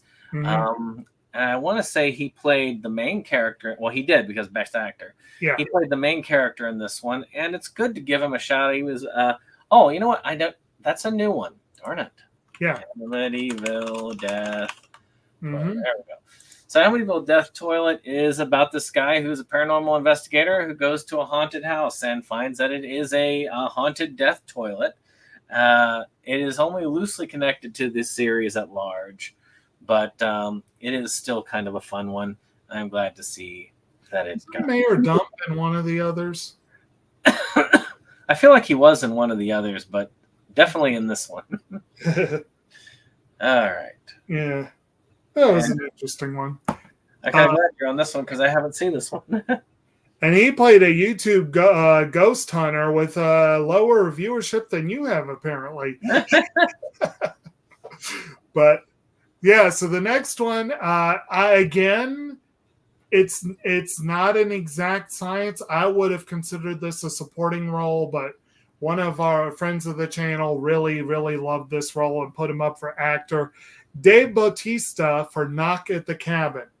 We already talked a little bit about the movie and his role in it, but I will agree it's a really good performance. I'm not so sure it should have been a lead nomination, but there you are. Well, we went ahead and struck one off of the hedge, right? So we'll keep the other end to be nice. Right. And I'll let you go for the next one because I haven't seen that one either. The next one, indisputably, was a lead role. Paul Giamatti for The Holdovers. Again, we've already talked a little bit about this. It's just a great performance, a great reteaming of Payne and Giamatti after Sideways, and I think they've done another movie together. It's a good, solid role. And then last but not least, Ryan Gosling for Barbie. I know that he could be considered a supporting actor, but I still feel like he did do enough to rank as actor. I mean, in terms of screen time, he might as well be a lead. But in terms of the plot, he's literally a supporting player. But in a way, that's kind of puts him in the lead as a supporting. Exactly. It's a weird way of looking at it. Yeah, but I do feel like he deserves that nod there. Oh, he was great in the role. So, Best Actor, Chris Lohman for Care Killer, Cillian Murphy for Oppenheimer, Isaac Galub for Amityville Death Toilet, Dave Bautista for Knock at the Cabin, Paul Giamatti for The Holdovers, and Ryan Gosling for Barbie. You're going to need to fix the order on Dave Bautista Knock at the Cabin before we get the official things sent out to people. That was last minute. All right. Best voice actor. This is going to be fun. All right. Actually, I'll start us off because you're the only one who's seen the second one. Okay. Bradley Cooper for Guardians of the Galaxy Volume 3. I believe he played Rocket Raccoon. And, I mean, you got to give him his due for this one. He did a great job. Mm-hmm. And he had to go through a lot more with this character than he has for the previous two movies. So I'll give him that. That was a good job for that character. Mm-hmm. All right. And watching it again the other night, I was reminded how brief his actual performance is relative to the film. But again, yeah, he really had to bring his A game, and he did. I have seen this, but you actually have something positive to say, so I'll leave it to that. So Disney's The Little Mermaid gets a nod for Daveed Diggs, who plays Sebastian. And I got to say, Sebastian is one of the highlights of the film. I mean, he was in the original, too. Under the Sea is still a classic, and it wasn't as good as the original, but same thing with Kiss the Girl. You know, I did like how they changed a few of the more problematic lyrics of Kiss the Girl, but otherwise, the movie had pluses and minuses. It's not something that necessarily needed to exist, but I think they did better with it than they might have. But I really enjoyed Diggs' performance in the role, and so, yeah, he's worth a nod. As a whole, do you feel that this one was a superior film to the original? Oh, hell no. This is the first roll for this one up. As a whole, the original was better, but in terms of the recent spate of Disney live-action remakes, I'd put it middle to slightly higher. If it was Best Voice Actress, I would go with the Little Mermaid herself. But Halle Bailey, she has a great voice. Unfortunately, I did not feel like her acting landed her best actress. But still, you know. Yeah. So next is Jack Black for Super Mario Brothers the movie, playing Bowser. I mean, he's up twice actually for his portrayal of Bowser here. Yeah. And this is the first time for this movie. Oh yeah, Super Mario, which is an adaptation, of course, of the Super Mario Brothers game series. It's a very fun one. It's a lot more like the video game than any of the other stuff beforehand. Oh, hell yeah. Excellent film all the way around. I really enjoyed it. It was a great animated feature, and it's just not the last time we'll see it. It's almost the polar opposite of the original Mario Brothers film in terms of its relationship to the games. Pure nostalgia trip. And yes, Black was great as Bowser. Next up, we have Mamoudou Athie for Elemental. Again, he plays Wade, the water elemental, who's the main character, one of the two main characters in the film. I thought he did a really solid acting role. I thought the voice acting generally in the film was really solid. And he did a good job playing off of Leah Lewis as well as the supporting cast. So the next is actually we will switch it around. Oh yeah. I don't know if I jumped ahead on that. Well, anyway, yes, because you haven't seen this one yet. So Shameik Moore reprising his role as Miles Morales in Spider-Man Across the Spider-Verse. We've already talked a little bit about the film, but I will say this movie did get into some very deep emotional stuff, and all the voice acting was great. But definitely Moore was one of the stronger stronger elements. I also nominated Jason Schwartzman because he amused me so much. But the voice acting overall, the whole film was phenomenal. And of course, finally, Steve from Peachy was for Carousel 3, who plays Duke. He's great in the role. He lends it to a slight. It kind of his voice acting allows it to be taken seriously, but also gives you the feel that yes, this is a horror comedy, not just straight horror. And I do love that that element to the voice. So great job. Glad that we got Duke in there. All right. So to recap, best voice actor, we got Bradley Cooper for Guardians of the Galaxy Volume 3, Daveed Diggs for The Little Mermaid, Jack Black for the Super Mario Brothers movie, Mamoudou Athie for Elemental, Shameik Moore for Spider-Man Across the Spider-Verse, Steve Rimpeachy for Carousel 3, and a shout out to Riz Ahmed, who almost got a nod for Nimona. So for the next one, best voice actress, I'll have Jake start us off because that'll allow him to be at number 3, which I have not seen. Okay, that works. So for voice actress, we start off with Anya Taylor-Joy for playing Princess Peach in the Super Mario Brothers movie. And she does a great job. Yeah, nothing wrong with that one. So the next one is one that we have not had. I love this movie. Which is Nimona, which has a lot of LGBTQ ties and a lot of things like that go with it. I'm surprised with its punk vibe, you didn't get into it more than you did. But yeah, I liked the film. It was good. Yeah, I had other things going at the time, but it was a good film. And Chloe Grace Moretz, of course, playing Nimona, does an excellent job with it. Mm-hmm. I wouldn't have been surprised if I didn't nominate her in that role, at least. You did.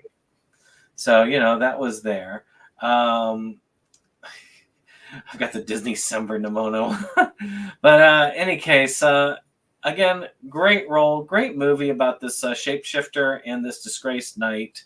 And trying to find this kind of revenge plot and the understanding of humanity's connection to the natural world. This one almost was a Disney film, but Disney thought it was too LGBTQ friendly for them, which is kind of funny considering some of the films that they've done, Strange World and all that stuff. But this one's based on an independent comic, isn't it? It is, and again, I'm glad that Netflix took a chance and got her done. It was good. Good times. All right. And as mentioned before, Haley Steinfeld reprised her role as Gwen Stacy in Spider-Man Across the Spider-Verse. I had thought Chloe Grace Moretz had by far my favorite vocal female performance of the year until I saw Across the Spider-Verse, and the two of them both kicked so much ass, literally, in both of those roles. So Gwen Stacy to me is the best thing in the Spider-Verse movies, and she's one of the best things in comics. And Haley Steinfeld is, like Chloe Moretz, they are two of the best young actresses out there. I just can't wait to see more from both of them going forward, voice acting and live action. So the next couple are actually from the same movie. Yeah, you might hit them both at once. Which is the first animated film I saw of 2023. I saw it on my birthday in the theaters, oddly enough, because it was the only thing playing at the time at the right time slot, which is Ruby Gillman, Teenage Kraken, which is an okay film about this girl who is also a Kraken and discovering that she's more powerful than she ever dreamed of. And it was okay a lot of ways. Jane Fonda plays her grandmother, which is the queen. Spoilers. And does an amazing job with it. I actually really liked her as it. And, of course, Lana Condor plays Ruby. And she does a decent job also playing the awkward teenage girl. Yeah, I really like the film. I'm kind of surprised the way you downplay it so much that you nominated it as much as you did. But, It's because it was the first. but it's a good one, and I did enjoy it. I believe Fonda was my nomination, and Condor actually might have been both of us on that in that case. But anyway, and then the last one, we've already mentioned Leah Lewis, the female lead for Elemental. She plays the fire elemental, and she just did a great job. She really did. So yeah. And because we're down to 15 minutes, because we are starting 15 minutes late now, we're going to be very quick now. Best cameo bit player. I'll start us off, and we'll just go back and forth real quick, and very small asides if needed. Bill Murray, Ant-Man and the Wasp, Quantumania. Okay film, but fun cameo. Indeed. Charles Martinet in the Super Mario Brothers movie. I believe he plays Mario and Luigi's father, right? Yes, and Excellent. He was the original voice of Mario, so... Oh, okay. That's why it's such a cool cameo. But oh man, I should have let you do that one though, because I know you haven't done the next two. All right, go ahead for the next. Well, so I've seen one of the two. But Colin Firth has a brief role in Rye Lane as the proprietor of a shop called Love Guactually. I think most of you will get the reference. Yeah, I found it very amusing, and he's always fun. And go ahead the next one while you're there. And then George Clooney is one of many, many, many brief cameos in The Flash. Of the brief cameos, I thought it was by far the most hilarious. Very brief. Kyle Rappaport for Cocaine Shark, which also was called Narco Shark originally. And Cocaine Shark is about a drug that's derived from sharks that makes people go crazy and such. And Kyle plays one of the people who gets offed early on in the film. All right. And then finally, of course, one that it's debatable whether I would consider him a bit player almost, because it's more of a bit player than a cameo, which is Michael Keaton and the Flash, because he reprises his role and definitely takes a pretty decent sized chunk of the later movie. Mm-hmm. All right, but he's only in the very later part of the film. That's why I didn't figure it was full supporting. But yeah. Well, let's move on. Okay. I'll let you start us off for Best Director. Okay, so for Best Director, we have Christopher Nolan for Oppenheimer. And then Evan Jacobs and Sean Miller for Sean's senior year. All right, Greta Gerwig for Barbie. M. Night Shyamalan for Knock at the Cabin. I heard you grunt there. Steve Radzinski for Shingles the Movie. And then Yorgos Lanthimos for Poor Things. And a shout out to James Gunn, who almost got it for Guardians 3. All right, so Best Stunt Work. I'll start us off because I'm actually probably the only one who saw Blue Beetle. I saw it. It was a lot of fun. It was a fun movie, though. It was a fun movie. Blue Beetle for Best Stunt Work, then? Evil Dead Rise. Ferrari, which I think must have been your nominee. I think I can comment on the next two, next three, actually. I don't know if you saw any of them. Nope, I haven't seen any of them except for the last one. I saw the last one. Ferrari is about the history of Enzo Ferrari and his company, and there's a lot of driving in it, so a lot of stunt work. The John Wick series is famous for its stunt work, and so is the Mission Impossible series. John Wick Chapter 4, phenomenal closing chapter. Mission Impossible Dead Reckoning Part 1, good. First part of a closing chapter, supposedly.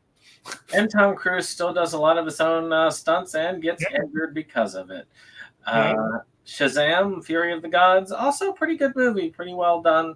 I think better than a lot of people gave it credit for. Yeah, have not yet seen that one. I'd like to. Best visual effects. Mm-hmm. I swear, for one that was as underwhelming, I had nominated Ant-Man and the Wasp: Quantumania a lot. But you did. I was wondering about that. The other one I think we both nominated.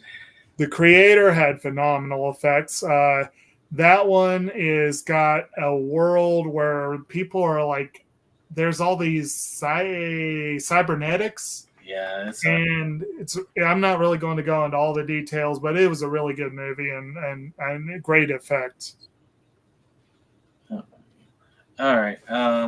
Then we've got Evil Dead Rise. Okay. With great gore effects. Lovely. Things like that. Yeah. Very good visual effects there. The Oscar-winning film, Godzilla -1. Great effects with that one. Guardians of the Galaxy, Marvel film. What can you tell? Also phenomenal effects there, yeah. And I will say Supercell visual effects, I just want to say that it definitely has that because they utilized real tornado footage for most of the tornadoes in the film and incorporated it well into the feature. Well, that's more editing, but using it, I'm sure you use effects to make it clean. Basically it's making it seamless by adding the wind effects and the destruction effects and all those physics. Okay. With it. Good times. All right. Best production design in live action. I'm gonna just have you read the whole list here, and we're gonna move quick. Okay. Best production design in live action: Asteroid City, Barbie, Evil Dead Rise, Killers of the Flower Moon, Oppenheimer, and Poor Things. All right. Best production design in animation: Elemental, Nimona, Ruby Gillman, Teenage Kraken, Spider-Man Across the Spider-Verse, Super Mario Brothers the movie, and Wish. Not the company Wish. Right. And shout out to Boy and the Heron, which almost made it. Character design and animation: Elemental, Kimitachi wa do Ikiru ka, The Boy and the Heron, the new film from Hayao Miyazaki, which may be his current sponsor. Biboda, Ruby Gillman, Teenage Kraken, Spider-Man Across the Spider-Verse, and the Super Mario Brothers movie. I do plan to have the Boy and the Heron watched by then. It's finally available on streaming, but I also have a physical copy coming to me, so I'll probably wait for that and get it. Good deal. Best makeup hair design: Barbie, Carousel 3, Evil Dead Rise, Guardians of the Galaxy Volume 3, La Sociedad de la Nieve, Society of the Snow. Very intense film about this group of rugby players that crash on the mountain on the way to a game. Donner Party stuff. The so-called Miracle of the Andes, and yes, the makeup in this was just incredible. And Poor Things, of course. Yeah. All righty. Best costume design: Ant-Man and the Wasp: Quantumania, Barbie, first appearance of Dungeons and Dragons: Honor Among Thieves. I wish that one had gotten more love. Evil Dead Rise, Poor Things, and Shingles the movie. All right. Let's see here. Best sound: Evil Dead Rise, Ferrari, Mission Impossible: Dead Reckoning Part 1, Oppenheimer, Shingles the movie, and its first appearance on this, Winnie the Pooh, Blood and Honey. Dear God, you're going to make me watch this movie. I watched a whole documentary on the sound and the score in this one, and it was really cool what they did. It really is. He actually made a honeycomb, a literal honeycomb violin for that film. It is kind of cool. That is kind of cool. All right. Okay, best score. You got Brian Tyler for the Super Mario Brothers movie, Mark Ronson and Andrew Wyatt for Barbie, the late Robbie Robertson for Killers of the Flower Moon, and the first appearance of a phenomenal high-ranked IMDb-ranked film, Shantanu Moitra's score for 12th Fail. We also have Stephen McKeon for Evil Dead Rise and Thomas Newman's absolute banger of a score for Elemental. All right. Then best music in film: 12th Fall, Barbie, Bono and the Edge, A Sort of Homecoming with David Letterman. First on that one. Was a fun one. Mm-hmm. A first-person shooter, Guardians of the Galaxy 3, and Sean's senior year. Good times. Okay, original song. You have this in micro print for some reason. I was trying to get it all in one line instead of having it move around. So, we have Bolo Na By Swanand Kikire and Shantanu Moitra, the love ballad from 12th Fail.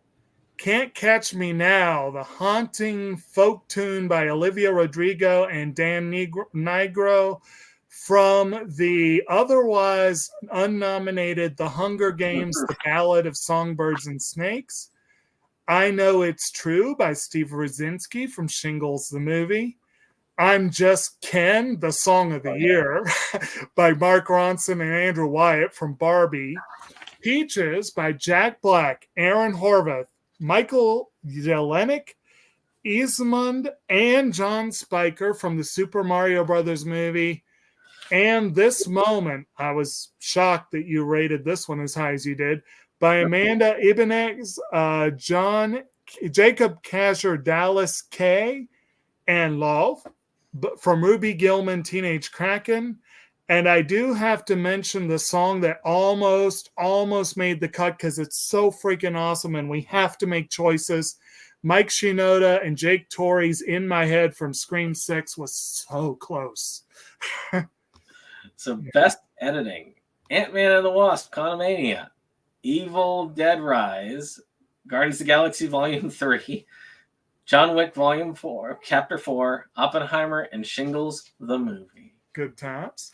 Cinematography we got Amityville Death Toilet, we got Evil Dead Rise, The Holdovers, Oppenheimer, Poor Things, and Supercell. I'll give it this. Supercell actually had people who risked their lives to get that footage. Yeah. So that shows something there. Amityville Death Toilet is funny that I put that on there. I know there was a reason. The impressive thing, I want to mention The Holdovers takes place in the early 70s. It looks it. The cinematography, they did the best they could to make it a film from the 70s, and it's interesting. All right. Best animation in film. Elemental. Kinitachi wa do ikiru ka, Boy and the Heron. Ruby Gillman, Teenage Kraken. Spider-Man Across the Spider-Verse. The Super Mario Brothers movie, and Wish. Is this Wish's first appearance? No. Wish was in an earlier appearance. Oh, okay. Yeah, it was in, I think it was animated production or whatever, yeah. I think it was character design or some such thing, but yeah. The film that marked Disney's 100 years that definitely did not do as well as they'd hoped.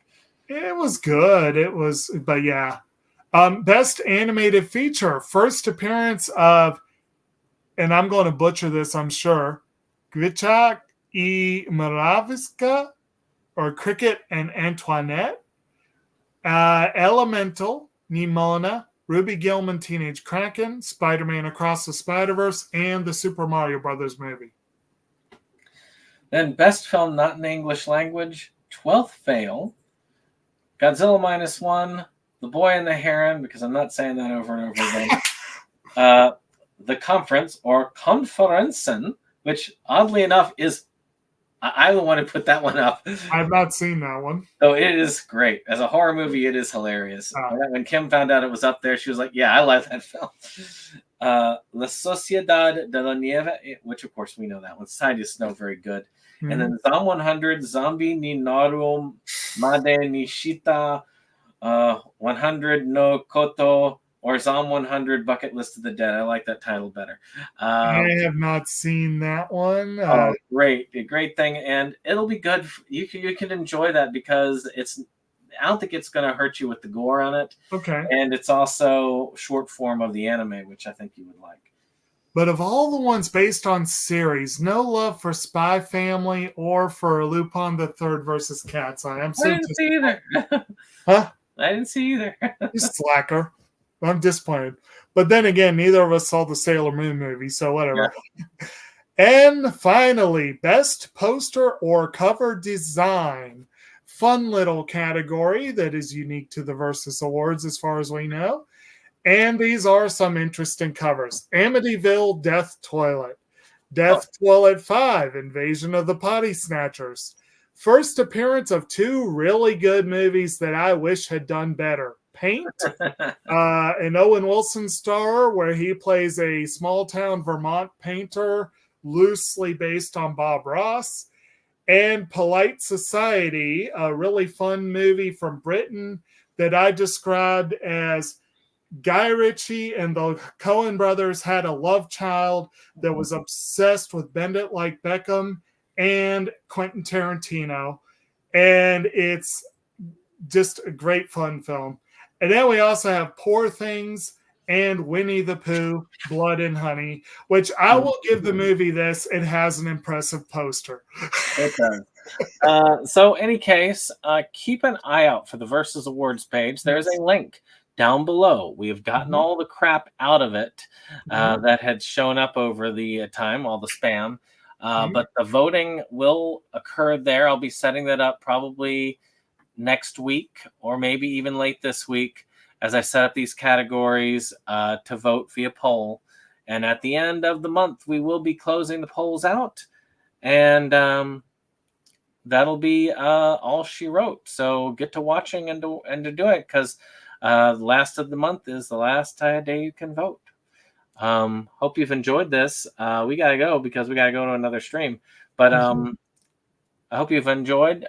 Click that like and subscribe for any of these three, and join the Versus Awards. It's going to be a fun year this year. Indeed. Bye-bye.